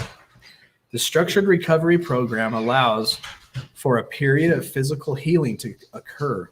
A program of proper nutrition and stress management is established to provide relief from the symptoms of post-acute withdrawal. Physical treatment is provided for any coexisting physical illness or health problems. The structured recovery program creates an environment that allows you and your family to become educated about addictive disease and recovery. It allows self-assessment about the nature and severity of your addiction and co-addiction patterns. It helps you to recognize and accept the addiction and resulting life problems and begin to resolve those problems. Maybe we can find times in it when we don't have to sneak into the bathroom. We'll schedule a special just for you. I don't want you to get in trouble. Stop, Millie. I'm not gonna hate you. Where are you working at? First Popeyes. What? We'll have to go say hi. Oh yeah. Yeah, we let can us get know some- which Popeyes. Thank you, Merd. I'm enjoying it as well. And it's honestly helps me stay sober and clean. It keeps your mind where it needs to be. I just got out of an IOP for, like I told you, 5 months. And nature abhors a vacuum, but being on here every night is like similar to being in my IOP in group therapy, sitting and talking and commenting and all that good stuff. What do you mean it was safe to be together? How do you know it was? Are you talking about us or are you talking to somebody else? Both of you. You and you. And you in the back, right there.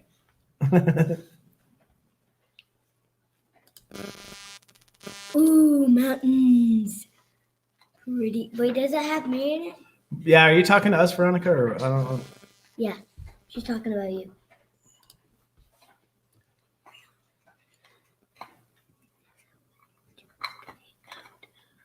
We were married, so Yeah, for 15 years. Polly, if you want to get on the stream, you're more than welcome.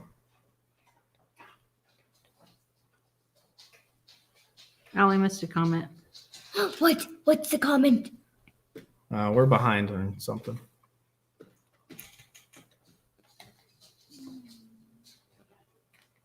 What's the comment? What? Hey, chill. Just because you're on the camera doesn't mean you have to act like a goofball. All right. We all know you are one. With my hat on. Take it day by day, Matt. One day at a time. I'm lost with Veronica's comments. We missed something. Sorry, Veronica. Sorry, Veronica. I'm coming. Oh, Did you send Polly the link? Dude, I'm down for podcasting. I'm still having trouble finding a podcast. I put one podcast on Spotify, but I don't want to pay, like whatever it is, 15 to 25 bucks a month when I've already got all my other subscriptions that I do to make this possible. I got to do my videos. I got Premiere Pro, the Adobe that costs monthly. To not have copyrighted music so I can make music for my videos. I have the Epidemic Sound that costs money. So I was looking for a free place because podcasts, that's the future, brother. People, just like this right here, people want to be able to multitask. And so how many of you watch YouTube and actually put the phone down and don't watch the video? Because people want to, I'm right with you on podcasts. That's what I'm saying. We are down to 6. And then there were 6. Did Polly need a link? Is he coming on? Yeah, well, if he clicks the link, he's on. let's connect, JJ, for sure.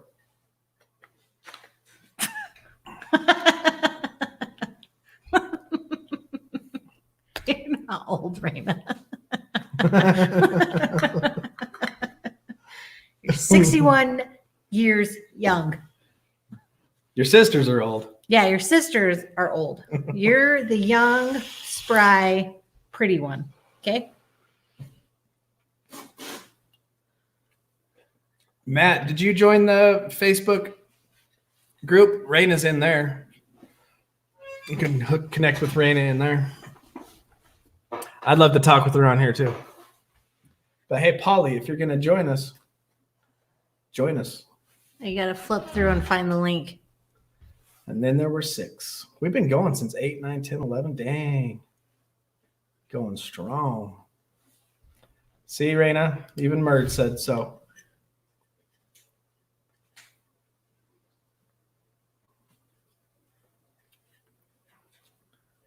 So, Jay, what are you going to, obviously, probably recovery, but tell me what your future and your plan and your goals are with your podcast. In 6 days. When does that make your birthday? One, We're going to have, I'm going to make a green screen that's a special birthday green screen. March for 26th, Rayna. I am putting it on my calendar. Rayna. Yeah, put it on my calendar so we can do something special for it. As soon as I figure out how to put it on my Yeah, calendar. we're pulling an all-nighter, and we're not drinking or doing drugs. Hey, we're back up to 10. Welcome to you, those who just joined this 3-hour-long cast of recovery. Because it's Friday night, the world is ending, there's a mad virus, Utah just had an earthquake, and we're taking this ship, we're sinking with the ship. We're going down, and we're going down sober.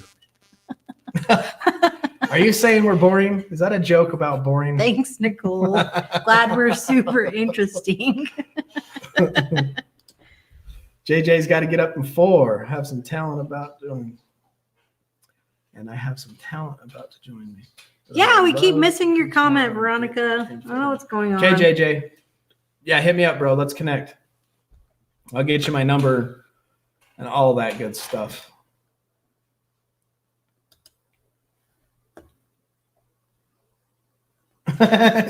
We've been going strong. I don't expect anybody to stay on this long, honestly. Did you guys miss my comment again? Oh, shit. Where?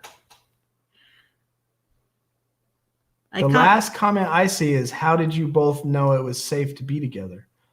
And then the next one is, I commented before that. Oh, that one before that one. Before which one? Where is that? Just re-comment it. What is it? Suspense is killing us, Veronica. Veronica, click the link. Get on here.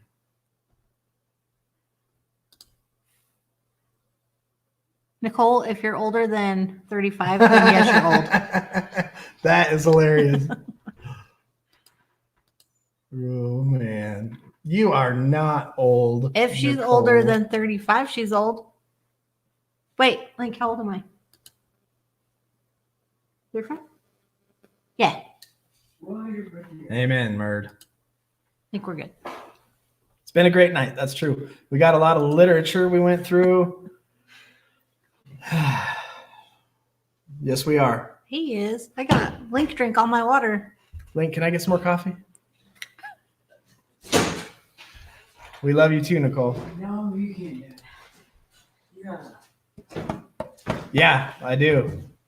And let me put it in here. You got the cup, Dad. Let me see your Papa Bear.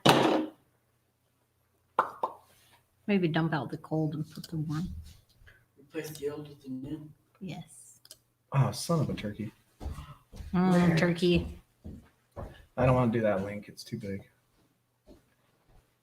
There we go. This is the one, I think.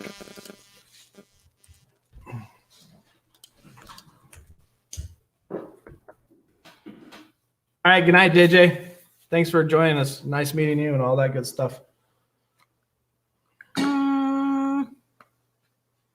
Would the Facebook page help with recovering from an addict? I could, but no. It's kind of just more addicts are on it.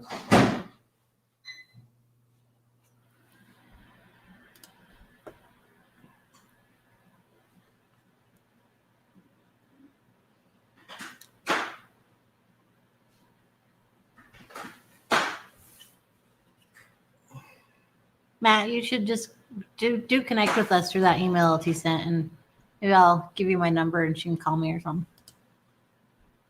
Yeah, do that. Oh, Is this good night, the- JJ. Good night, Nicole. Nicole's going back to Did you bed? just wake up?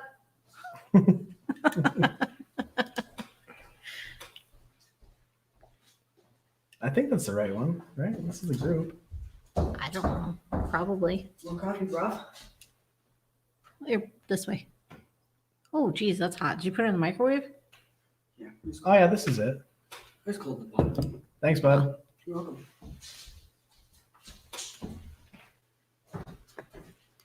You're welcome, bro. You're welcome, bruv. Oi, bruv. What happened to Polly? Did he fall asleep too? He never sent him the link, so he left. The link was right above.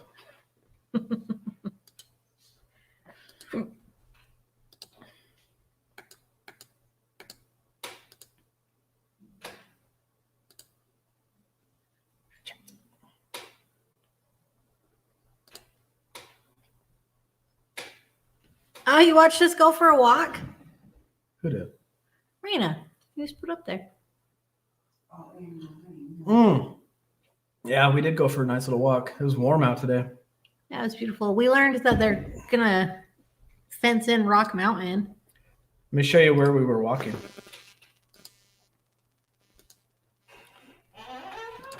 Ugh, I gotta get out of the way. Get out the way. Move. There. Ow. Anyway, we're walking like right on my coat. See where it's white down there? Ugh. That's where we were hiking through there. That's not what I wanted to do. Kids.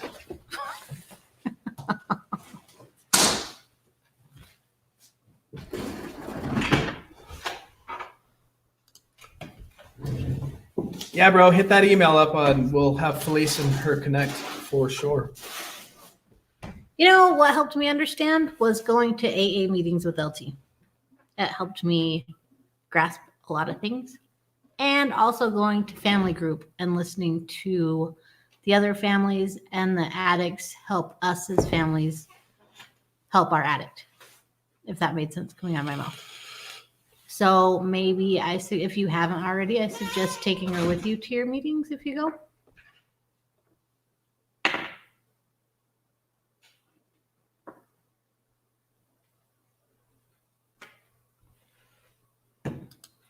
Rayna, do you know the lady or whoever it was, the Rexina Ann? Do you know who she is on the Recovering Facebook page? She said she just lost her nephew, CJ, this morning. That sucks.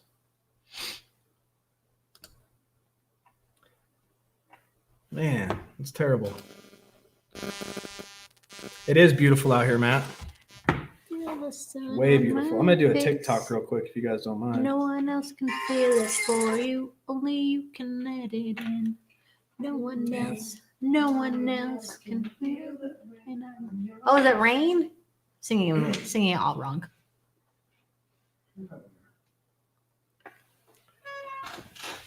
Device Polly. We are live on Facebook as we speak. Join us live on Facebook. If you're on TikTok, jump to Facebook, Recovering Addict. Look who found us. Oh, Polly is backstage. I'm going to bring him on, let him just talk for a while. What's up, Polly? Let me get my headphones on. Hold All on. right. I'm gonna go take a potty You're break. in the show. Everyone can see and hear you. What up, brother? What's up? How you feeling? Doing good, man. How you doing? Good. I got a new cell phone last week, but my 4-year-old nephew was messing around with it, and I got to hold the cord down to charge it because he's 4 and he's a maniac, and it's crazy. They got us on. I'm in Jersey. I've been in Jersey for 23 years. I'm about 10 minutes from Philadelphia. But New Jersey, 10 a.m. tomorrow morning is going on lockdown. What are they doing? Like, And we have a curfew at 8 p.m. around here. 8 p.m. Yeah, dude. I thought this was Russia. It is now. There we go. Yeah, New Russia. Man, I New Jersey. have a hard time hearing you. Yeah, I don't know. I could probably get on my iPad. I gotta get that. It's been hectic around here the past few days. So Jersey's on lockdown tomorrow at 10 a.m., huh? Now we were down. Yeah, the governor was on the news tonight making a big issue of it. The bridges are open, but they closed the bridges down. There's 4 bridges around me that go from Philadelphia, Pennsylvania to New Jersey. And you gotta pay to leave New Jersey, but if you come in from Philly, it's free. And Really? I heard they were closing the bridges down, and it's a mess, man. This whole coronavirus, it's crazy. But That is crazy. this is a good channel that you have. Thank you. I'm still not intelligent with computers and cell phones, so I'm still trying to see if I can read the stream. Doesn't New York have a curfew too? Yeah, Times Square. Baby. There was a dude in New York. I saw this on the news. He was yelling at people in the street from his fire escape from the apartment building that there's no one walking around in New York City, I saw that too. which is crazy. Hey, is your TV on? It's kind of hard to hear you with the TV in the background. Well, how about this? Can I get my iPad? It'll be better, and I can come back in like 5 minutes. Yeah, that'll work. All right, perfect. I'll see you in 5. Word. Jersey on lockdown tomorrow at 10 a.m. Oh man. Jersey, that's crazy. Well, Utah's not. The governor's going backwards on what he said. Yeah, I read that they did it without even consulting him, so he was like, nope. Oh, wow. I can't remember who it was, disease control or something.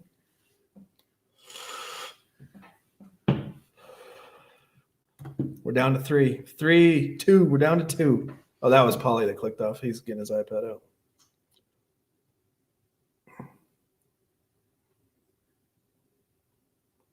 Oh, that one's blowing up. Oh, nice. Rayna, do you have prisoners in your house? I go to the bathroom. Too much coffee. You're up. Who are you hiding in your house on lockdown?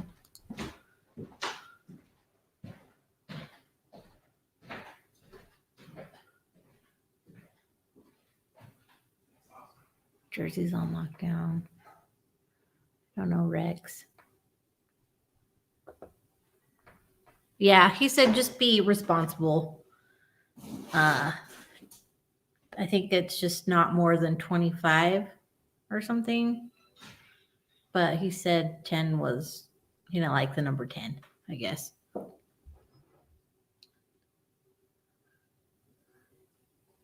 LT and all he's not going to sleep for like hours. He's got a caffeine thing. Not me. I'll sleep like a baby tonight. Unless Millie kicks me in the back because she likes to sneak in and just kick us while we sleep. Link likes to snuggle too. He's a big baby. Right, Linky? But Rayna, who are these inmates on lockdown? Super curious now. Maybe I missed it.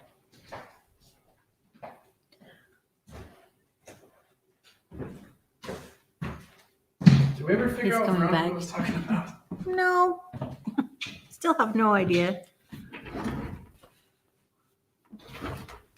Oh, a pen pal group? Well, that's not what you made it sound like. Okay? This sounds like you have prisoners in your house.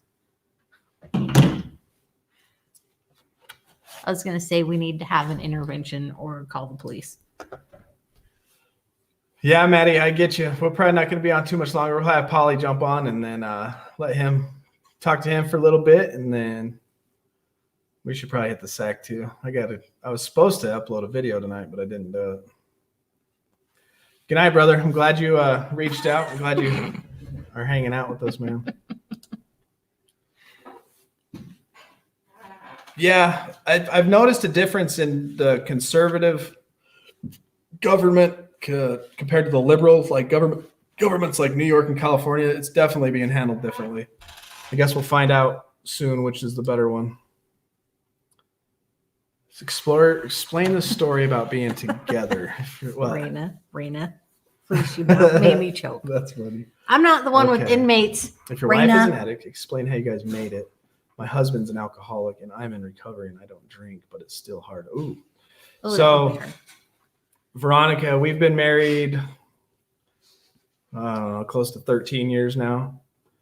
And when she met me, I was a pothead. She's a goody-goody. If she was a Mormon, we'd call her Molly. But she never really got in. She's tried a few drinks, a few little things here and there. But she's never been an addict. She's never been an alcoholic. She comes from that family of alcoholism and addicts and stuff. So she kind of steered clear of that. But me, I came from a family of alcoholics and I'm full bore in any addiction I jump into. I go head deep in it. And I don't know how we're still together because she just stuck with me. So you'd have to ask her how she stuck with me because I just did whatever I wanted to do. If she left, oh well, I was just gonna. If I destroyed it, I destroyed it, just like anything else. Until finally one day, I forced myself to go to the hospital and change because I was sick of it. I was sick and tired of being sick and tired. And when you get sick and tired of being sick and tired, you finally do something. Welcome to everybody that came back. We're back up to 6. But why she's stuck with me, you'd have to talk to her about it. She had to go through counseling, and I'll let her explain. We'll pull Polly, we'll pull you on. Here, just a sec. Go ahead, please. Yeah, so I did have to go to counseling. I've actually have a very laid back personality, and I think that's why we get along so well. Because we are complete opposites. Like if you could find 2 more opposite people, I don't think you could. But we still have similar interests. So I don't know. But as far as personalities go, definitely opposites. I'm very laid back, very forgiving, very second chance oriented, I guess. And I told him when he married me that I would never sign the divorce papers. So don't even ask. You did? Uh-huh. I don't remember that. So he stuck with me for forever. That's just the kind of person that I am, I suppose. But yeah, I did have to go to counseling because I was starting to get addicted to his addiction and I could feel myself getting stuck in it. So I actually had to separate myself from him and go get help for me. And then I kind of just stayed isolated from him unless we had to talk or he needed something or he wanted to talk as much as possible just because it was too hard to be around him, I suppose. Had to keep the kids safe also. It felt like I don't know where I was going with that. What was the question? How did I stick with you? How I knew deep down because I knew him before his addiction that there was this awesome man in there and I was just waiting for him to realize how awesome he was and to come back. So I had to let him go down his own path, make his own decisions, make his own mistakes, and wait for him to come back. It's just a game of patience, I guess. Because I knew eventually it would happen. I don't know, I just knew. But I'll guarantee you, Veronica, that I couldn't, if she was still in active addiction and I was trying to recover, I couldn't do it. I would relapse in 5 seconds. So I don't have advice for that, man. That's tough. Yeah, that's not our situation. What's up, Sky Gill? Nice to see you here. I don't think I've seen that name in the chat before. Right now we got Polly. Just put it, man, that is much clearer. Holy cow. Yeah. I love Yeah, the inmates too, Rayna. iPad It's makes just a difference. disturbing that they're in Yeah, your it house. does. Wow, that's amazing. Oh, and everyone from Philly is not named Paul or Joseph, but I got my brother there who's Patrick Michael Joseph. Patrick Joseph Michael. Nice. I'm Paul Carmen Peter. So my initials are PCP, so I'm like a drug, and if any woman gets a little taste of me, they might get addicted. So My brother-in-law, or my ex-brother-in-law, his middle name was Dewey, and they spelled it DUI, and that dude had a ton of DUIs, dude. oh my Dewey. That's man. funny.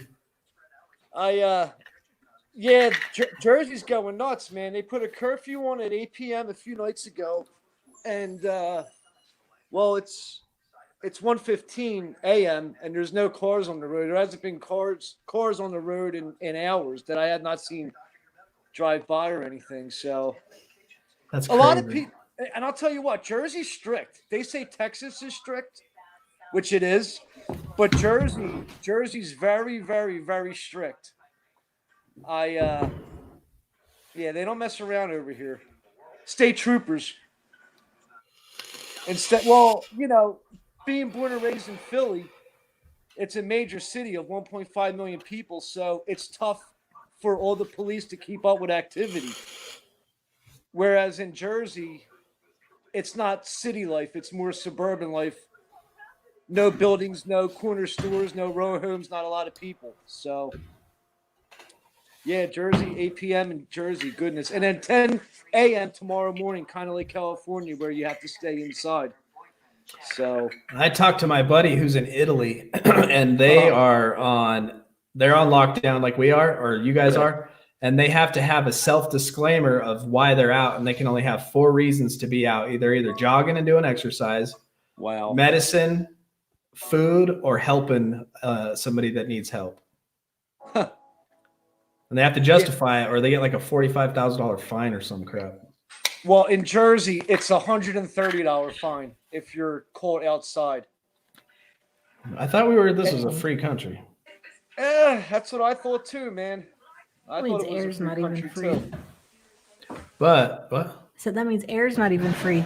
But at the same time, we do have a commitment to each other as a community to take care of each other. So we should do our part, I believe, and to help not spread this stuff around. But at the same time, when governments overreach in these times, in these situations, they usually overreach and they should go back to their boundaries, but they usually overreach and never go back to the way it was. You know what I mean? Me and a black dude were talking about the future of this country. And he said, there's going to be a race war in the years to come. Oh, man. I said, no, there will never be a race war. I said, there will be a war between the high up rich and like maybe middle class or lower middle class. I can see that for sure. I don't see a race war either. I don't think we'll ever have another civil war. But I mean, not in today's society, I guess, but it's who knows? America's a great country. It's a beautiful country. Just a bunch of idiots who run it. Yep. So, hey, when I asked you earlier about if you ever been to the ocean, is because where you're located on the map, you're surrounded by 4 states of just land. And if you have to go to this Pacific, I'm sure it'll take you 8 hours to get there. Or more, I think it's like 12. Oh, yeah. See, I'm only 90 minutes away, and it's all highway mileage. Oh, nice. So we're right there. George Wells, 1984. It's definitely, we're experiencing what our grandparents' experienced in the 20s. Every 20s, 18, 20, 19, 20, and 2020, we've had some type of pandemic. You know what I mean? Yeah, did you ever see The Reverend with Leonardo DiCaprio? I don't think. Have we seen that? I don't think we have. I don't know. It was the guy Hugh Glass of the Bear Attack. DiCaprio won the Academy Award for it. Oh, where he was just like in the woods. That's what Amos like. Yeah. Oh, yeah. I think that was 1824 in like North Dakota, but it was Native Americans, and the French at war with one another. So that was 1820. 1920 was what, Prohibition, I think? 1918, 1920, there was a huge flu pandemic. Alexa, when was Prohibition? 1933. Prohibition was in effect nationwide from 1920 to 1933. Yeah, 13 years. Wow. Wow, 13 years. 100 years ago. Crazy, huh? Almost. Oh, the Spanish flu was in 1918. And the Spanish flu killed how many people? 68 More than million World or War something? One and World War II put together. Yeah, the Spanish flu was millions and millions of people that Oh, died. look, 50 million people And it only lasted 3 months, from, Did it really? well, no, the Spanish flu. to At its, 1918, 1920. it lasted 2 years? Yeah. Oh, the Spanish flu was 2 years, I guess. I thought it was like a peak of 3 months because the Spanish flu came in 3 different waves, and the last wave only lasted 3 months, and that's when the most of the millions died. Unbelievable. Yeah. And so, I think there's We should watch a documentary. yeah. And so now we're experiencing the same thing, kind of, and it's 2020. Every 20, man. Do you think there's an opioid epidemic that everyone talks about? There is an opioid epidemic. Kills 70,000 people a year. Heroin, just any opioid. Yeah, I agree that there's definitely an opioid epidemic. And I was researching it because you know how before we started doing this live podcast or live feed, I was putting out my weekly videos, just my normal, just produced videos. I was going to make a video on the difference between the crack epidemic and the opioid epidemic because it's different. What's different about it is the view of the people and the government on it. Back in the crack epidemic, it was criminals, junkies. Yes. The war on drugs, Nancy Reagan saying, just say no. You know what I mean? Yeah. Oh, yeah. Well, we're the same age. I remember that. And now we're in the opioid epidemic and you see billboards of their families. They have brothers. And us addicts are now starting to be seen more in a humane, certain way, you know, and we're being treated differently. Back in the crack epidemic, it was, let's arrest our way out of this. Let's put people in prison. And that's how we're going to fight this. But now it's treatment and IOPs and recovery channels are popping up. And it's just a totally different thing. My brother's in the other room. He's 37. Pat, remember the crack epidemic?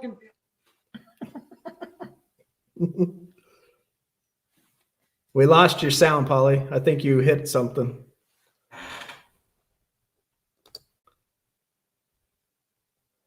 Oh, wow. Rayna's grandmother died from that flu. Wow. Still can't hear you, Polly. That's crazy.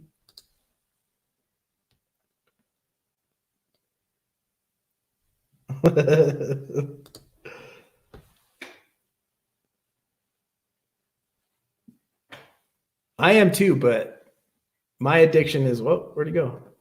My addiction was not opioids, but a lot of I think, so the IOP that I was in, it was probably 25% alcoholics, 25% meth addicts, and 50% heroin or Oxycontin or pills or some type of opioid. Still can't hear you, Paulie.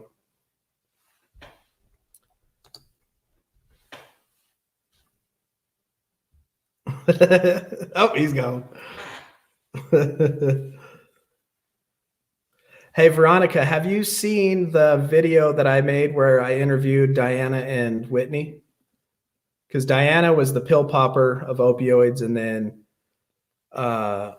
Whitney, who was a cheerleader at the U of U, man, she was amazing. She was one of those flyers, they call them. And then she broke her back doing that and started taking pills. And then, you know how where the road leads, pills are expensive, heroin's cheap. She said, you know, she never grew up she had the perfect family, perfect raised childhood, and never in a million years imagined herself slamming heroin. And up in her early and late 20s, that's what she did. Yeah, you should watch it. There's one part in there so the first 10 minutes, Diana tells her story. The second 10 minutes, Whitney tells her story. And then we go back and forth for about 20 minutes, just questions. There was a part when Whitney was telling her story that Felice and I were sitting here behind the camera. We both started tearing up. It was crazy. heartbreaking. But now she's working at the IOP that we went to, Action Recovery. She's in charge of insurance and money and all that stuff. She's a smart lady. Yeah, she's become a beautiful Woman. Yeah, woman. it's amazing. Just has such a compassionate heart. Yeah, she's so loving and compassionate now. And I asked her the same question I ask every addict. Would you go through all your addiction? Would you go through everything in the trauma, man? Listen to some of the stuff she says in this video too. Would you go through all that again to be the person that you are today? And I've never heard anybody say no. Once that miracle happens, once you stick around long enough and the miracle happens and you buy into this recovery and you take it head on and go full bore in it and your life changes, you become that better person. Everybody has always told me they would do it again to be who they are today. Thank you very much, Veronica. That is inspirational and keeps me going. I am going to find that one. I thankfully didn't get the point shooting of her. I didn't either with meth addiction. I was that close. If I didn't go to jail when I went to jail, I was that deep into it that everybody around me was shooting and trying to talk me into it. And I always was like, nah. But guaranteed I had been in the streets 1 week longer because I was homeless. I was running around. I would have been shooting. Because I was sniffing hotlines as long as this keyboard. I don't know if you ever did a hotline or not, but it's where you lay out a line of meth, you get a glass pipe, you heat it up till it's red hot, and then you sniff it. And I got to the point where I could stick my whole pinky all the way in my nose and I had burnt holes. I'm surprised you can still smell. Burnt. And he's got an amazing sniffer. Yeah, that's true. Hey, we can hear you now. I hated doing cocaine. I just love the way it smelled. Really? Oh, shut up. I haven't used that one Same in a here. while. I used to, with the pills, it started off, well, I was prescribed them many years ago. You take them orally, then you could smoke them off of tinfoil, Yeah. and then just snort them. Oh, dang it. Snort them. I used to use old record players, You're breaking up, homie. and just break, shit like that. And it wasn't even like getting high. It was the whole process of it, making the phone calls, going to get it, the feeling you get, snorting it up your nose, the drip, whatever, it was the whole process. It all becomes a part of the addiction, huh? Yeah, it's a chaotic lifestyle. Yeah, it's straight stress. It truly is. Out Midwest, I always watch documentaries on HBO. Meth, out west, meth is big. Meth labs blowing up. I don't think it's that. Well, actually, I've never done meth, but I don't think it's that big around here as it is out where you're located. The states around there. Anywhere you can date in America, you can find whatever you want. I'm assuming, but it's just big out there. But it's ugly. Let's talk about the ugly part of it. No, what was it like coming off of pills? Tell me about coming off of opioids. You get your bowels back. You start pooping better. You do. That takes a while. Sleep.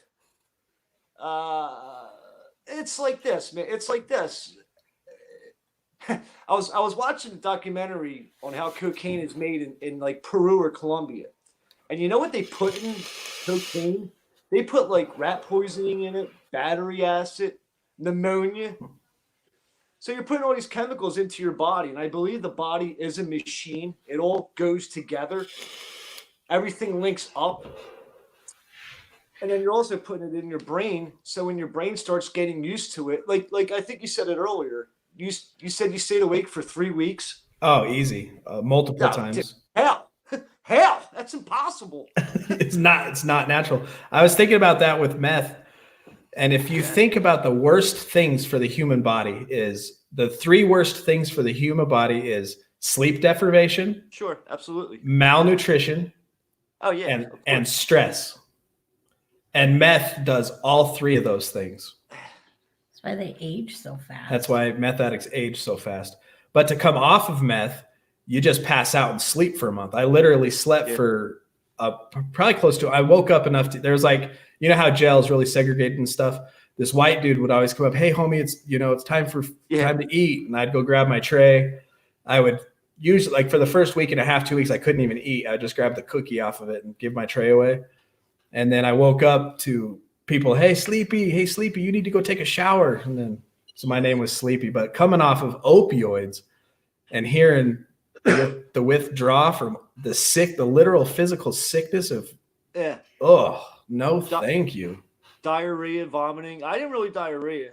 You basically get the flu, huh? Yeah. It's not fun. I don't recommend it. I don't and the weight loss. Mine was my complexion of my skin. So I guess I'm kind of dark in ways. Even though it's March, I'm still somewhat tan. Yeah. Being Italian, complected Mediterranean, olive skin. Oh, I was white as a ghost. I dropped down to 138 pounds. Yeah, I was down in the 130s when I was a tweaker. Were you really? Yeah. And you said you're 212 earlier, and you got pictures to prove it. Yeah. Gee, oh my God, that's 90 pounds. Yeah. Well, you're not just losing fat. When you actually, because I was into fitness like crazy. So I learned a lot about diet and nutrition. When you actually stop eating, your body stores fat and eats the muscle first. And so not only are you losing the fat, you're losing all your muscle density as well. Because 5 pounds of fat is like this, and 5 pounds of muscle is like that, I got you. You keep, that's why I'm a chronic relapser. I did something. Yeah, Veronica, I think Server James mentioned Suboxone earlier. If you're able to get them or Kratom, might help you out. I heard Kratom was horrible, but Nicole, she's the expert in that. I know that she's doing the Suboxone withdrawal. I even saw people in my IOP do the Suboxone withdrawal successfully.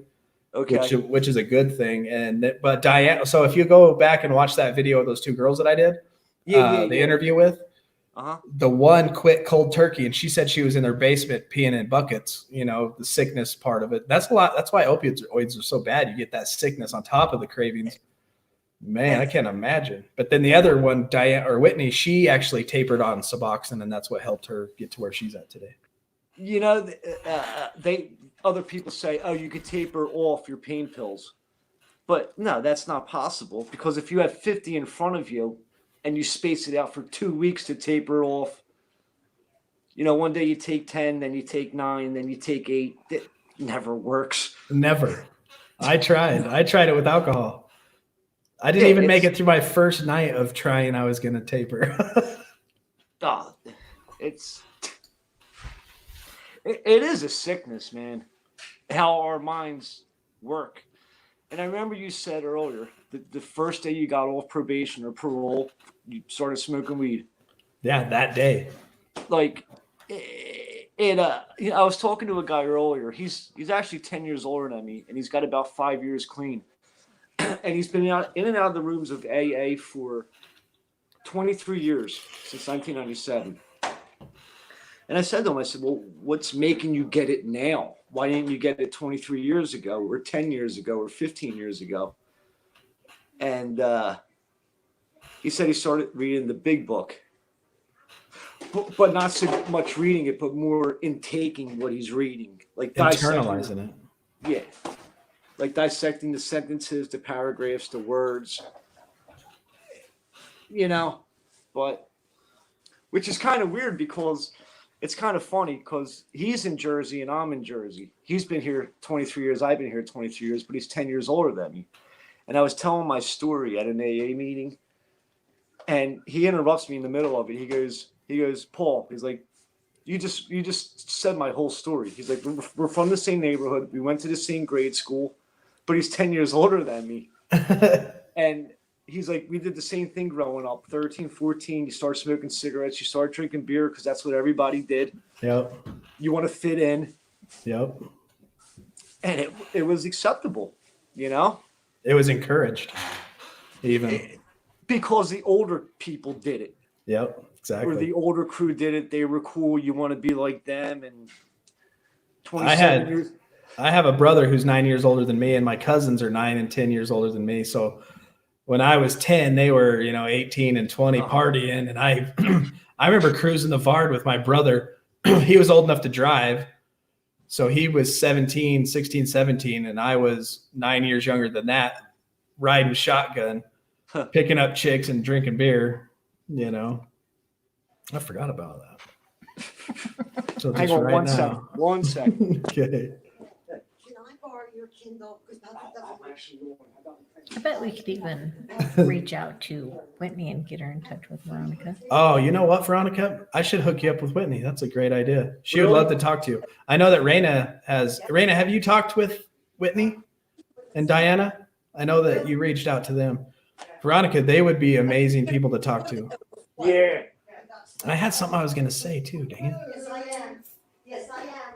Uh-oh. You couldn't have a good time to do this, Mom. Oh, man. Are they fighting? No lower than her. Shh. What is wrong with this house? I'll tell you what's going on. I'll tell you what's going on in a minute. Okay. Wonderful. Don't leave in there with her. No, wait, dude. Are you out of your mind? All right, here's what's going on. 70-year-old mother. My brother has a 4-year-old, and so it's me, my brother, my nephew, and my mother that are here. So there's a lot going on. We'll just leave it at that. And they put a curfew on us. Yeah. And like I said, New Jersey's like Russia, so everybody's stuck in the house together. And we're Italians from Philly, so we're loud.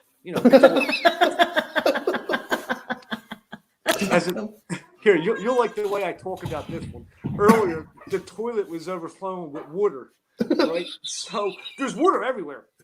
So I said to my mom, like, hurry up, give me a towel. I'm like, hand me 3 towels because the toilet was overflowing. She's bitching and complaining. I know, towels. Towels, towels. Just like the L. Towels. I don't know. It's water, not water. It's water. Water. So there's water everywhere. So, oh man. So my brother and nephew came back, and here we are. One big happy family. It's all good though. Right on. Oh, that's hilarious, man. One thing about Philadelphians is they'll curse you out and call your names right to your face and probably even punch you, but kiss you and walk away and say they love you. So there's a lot of love going on.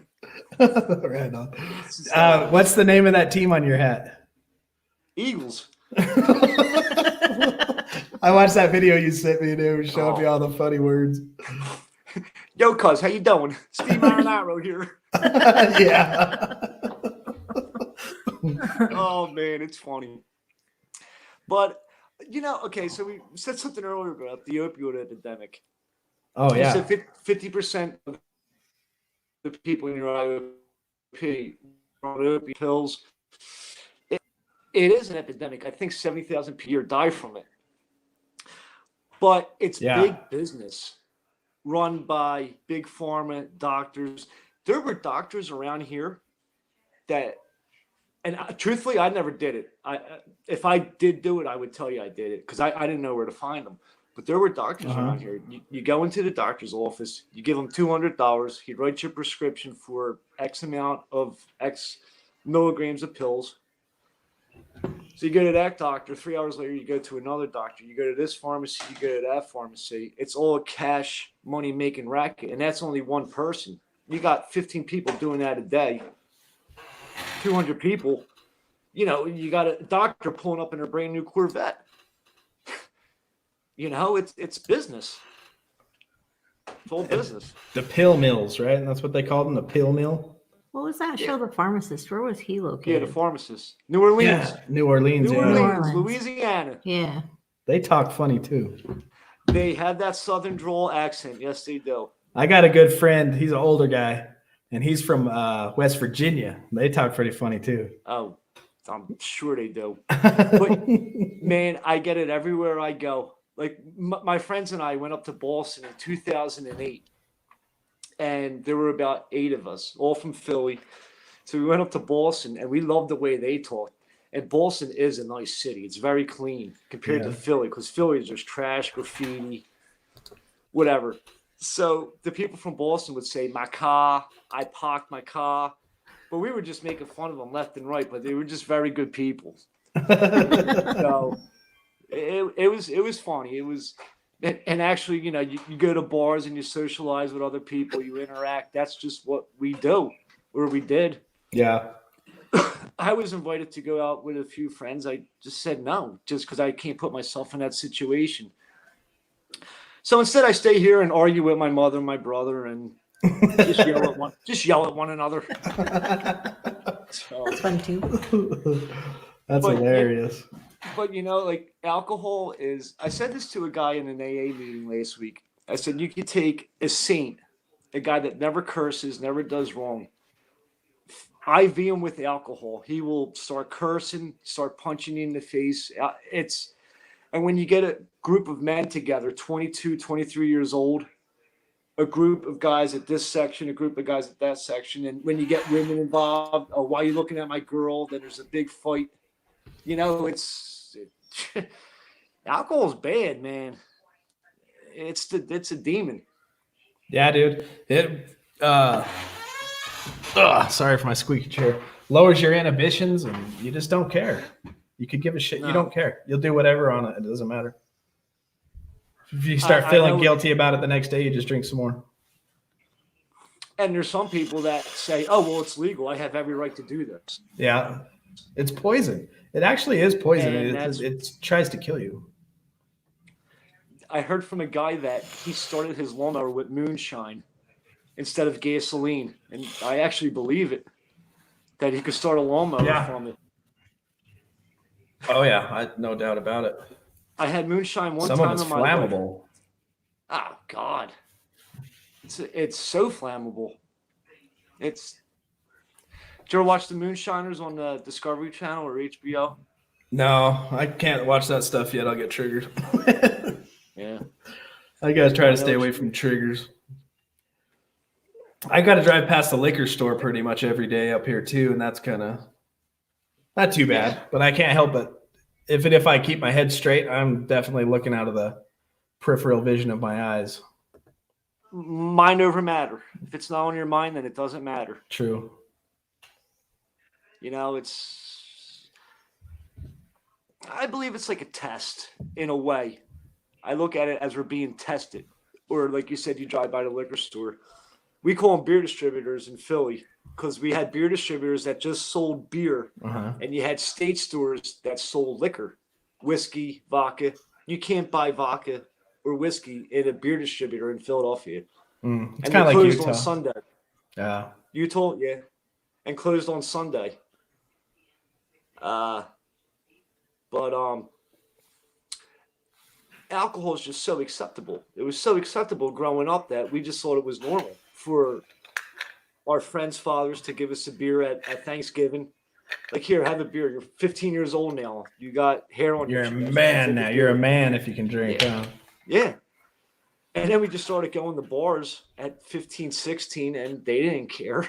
You know, it was so acceptable. Yeah. I remember the first time I tasted beer, I had to be 4, but I remember it like it was yesterday, 4 or 5. My grandma, I remember it like it was yesterday. It was out here in Hooper.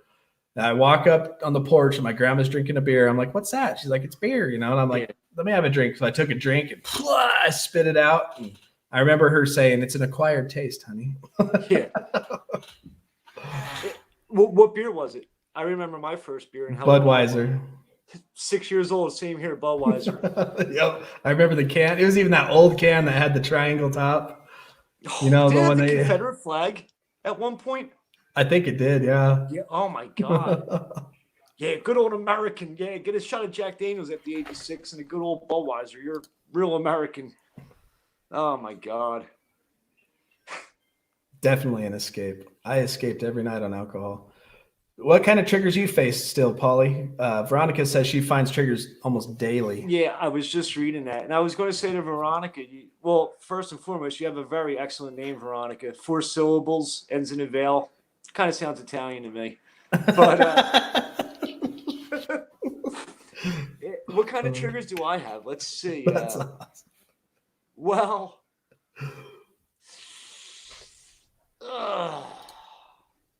I haven't really been watching drug documentaries as much. Do you have Intervention out there on A&E? Have you ever heard of this? I have heard of that. I haven't watched it, but I've heard of it. They just did a 6-part Intervention in Philadelphia, season 20. Episode 1, 2, 3, 4, 5, 6. So I don't really watch shows like that much anymore. You know what? Truthfully, I haven't really been listening to music that much. And I'm a big fan of music. We were talking earlier about Stanley Clarke, Jocko. Marcus Miller is a great bassist, by the way. He's really something special. Yeah. Not so much music. Because I would just... What's that? I said music's a trigger for you? In ways, yeah. In ways. But, I'm 40 years old. I've been doing this stuff off and on for 26 years. Yeah. I think I told you that. I think I said it a week or two ago. Titanic was on, and that came out in 1997. I was dating a girl in 97, 98. Her name was Mary. I was Paul. People used to ask where Peter was. I used to tell them to wait 9 months. I'll see what I could do for you. But Do for you. yes, both of you. That's awesome. Well, of course, she dumped me over the course of time because she just got tired of it because I would spend time with my friends and drink than spend time with her. And we broke up, and she said, "Yeah, Paul, you'd rather hang out with your friends and drink than spend time with me." That was 1997. I was 17, or 98, 18. That was 22, 23 years ago. And now I'm 40, Then I was dating a girl, and we broke up in 07. And we dated for a long time. She was a wonderful, wonderful woman. We broke up, and I said, I would have done anything for you. And she goes, "Yeah, Paul, I know, except lying to me and stop doing drugs." Which she was right. That was back in 07 when I was 27. That was 13 years ago. Yeah. In my early 20s, when I became a meth addict, I was living with a girl, and I actually kicked her ass out and sent her back to Vegas. I sent her packing. And I chose meth over that, but whatever. Yeah. I was early 20s. I didn't care. It's good for me.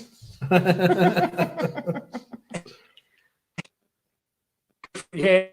I was listening to you earlier. I've been listening to you for the whole time, but how you're saying you're in recovery also?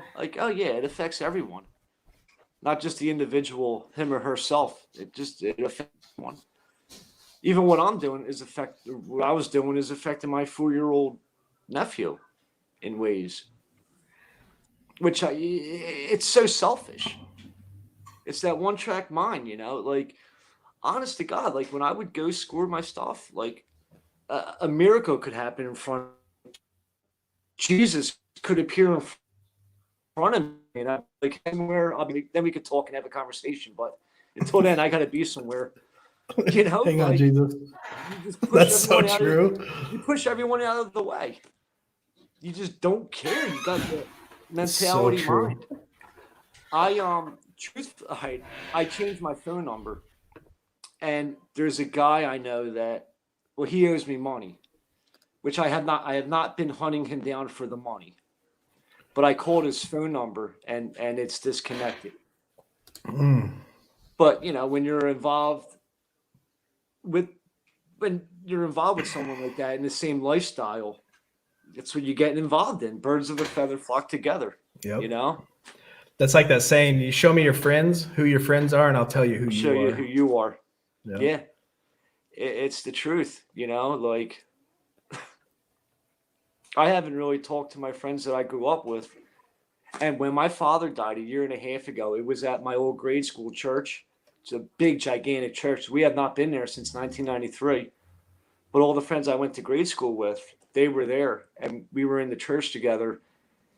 And it's been 27 years since we've been in that church. And we're like, oh, it just brings back old memories. Yeah. But they were there for me. And I've just been avoiding them in ways. Yeah. I'm gonna take your Kindle, thank you. All right. That's my mother. My mother. I miss Yeah. Polly's mom. That's my mother. Veronica, I have to stay away from a lot of things right That's now my too. mother. Hey, it's just pure chaos. It's no way to live. It's really not. It's a psychotic, chaotic wow. lifestyle. Problem after problem after problem. Insanity. It's insanity. That's why step 1 says, or step 2 says, we found a power greater than ourselves to restore us to sanity. Yeah. I bet you, Veronica, you would be surprised that they probably suspected. I bet you didn't hide it as well as you think you did. Or maybe I'm wrong. Maybe I'm wrong. Man, I'm really looking at my nose. Is my nose really that big? Wow, man. You're Italian, man. I got it broken. I got it broken about 4 times in my life. You know, boom. You know, I get punched. Bam. All right. Well, look, I got to get out of here because it's already almost 2 a.m. Yeah, we got to jump off too. We've been on here almost 4 hours now. 3 hours and 51 minutes. Yes, you have. Yes, you have. That's awesome. This has been a great night, though. That's been a good That's night. good. Yeah. All right, here you go. All right, I'm out of here. Okay. Good night. See you, brother. I love Polly. He's been awesome. He actually took my phone number down, and we've been chit-chatting and texting, and he calls and checks up on me during the day sometimes. And really like that guy. It's awesome the new friends you find. You really find out who your friends are when you quit. You know, because the people that you were using with usually don't end up to be your true friends. The only reason you even stuck together is because of what you used. Well, Veronica, you got my number. If you want to shoot us a text, I will put you in touch with Whitney and them. I have a nice life. My husband makes good money. I have a nice house, nice car, and all the things. And people just assume it's all yeah. We do too. People thought we were doing really well because we both make really good money. We both have a nice place, all this. We have the happy life that and kids, and they're obedient and good and all that stuff too. And then I came out and I was like, screw it. I don't care. Everybody's going to know, even if they didn't know. I still do tell some people at work that are very, very surprised. They knew I drank, I'd brag about it, but they didn't realize that I was drinking a fifth a night and gallons on the weekend. Yeah, Polly's cool, dude. That's true. It is crazy. So now we're back up to 5. Every time I go to jump off, people start jumping on, which is fine by me. It's Friday. One of them's technically me. Oh, yeah, technically. Yeah. Forgot about that. Well, y'all, it's been a good night. Wonderful night, actually. And we will see you tomorrow again at 8 o'clock. Don't forget, 6 o'clock, Nicole, 7 o'clock, James, and then the late show here with Recovering Addict at 8. We're going to call it. We're going to bed. Probably going to watch a movie. Yeah, I'll probably go to bed. He'll watch a movie. All right, you guys have a good night, and we'll see you tomorrow. Good night, everybody. Love you. Red rum.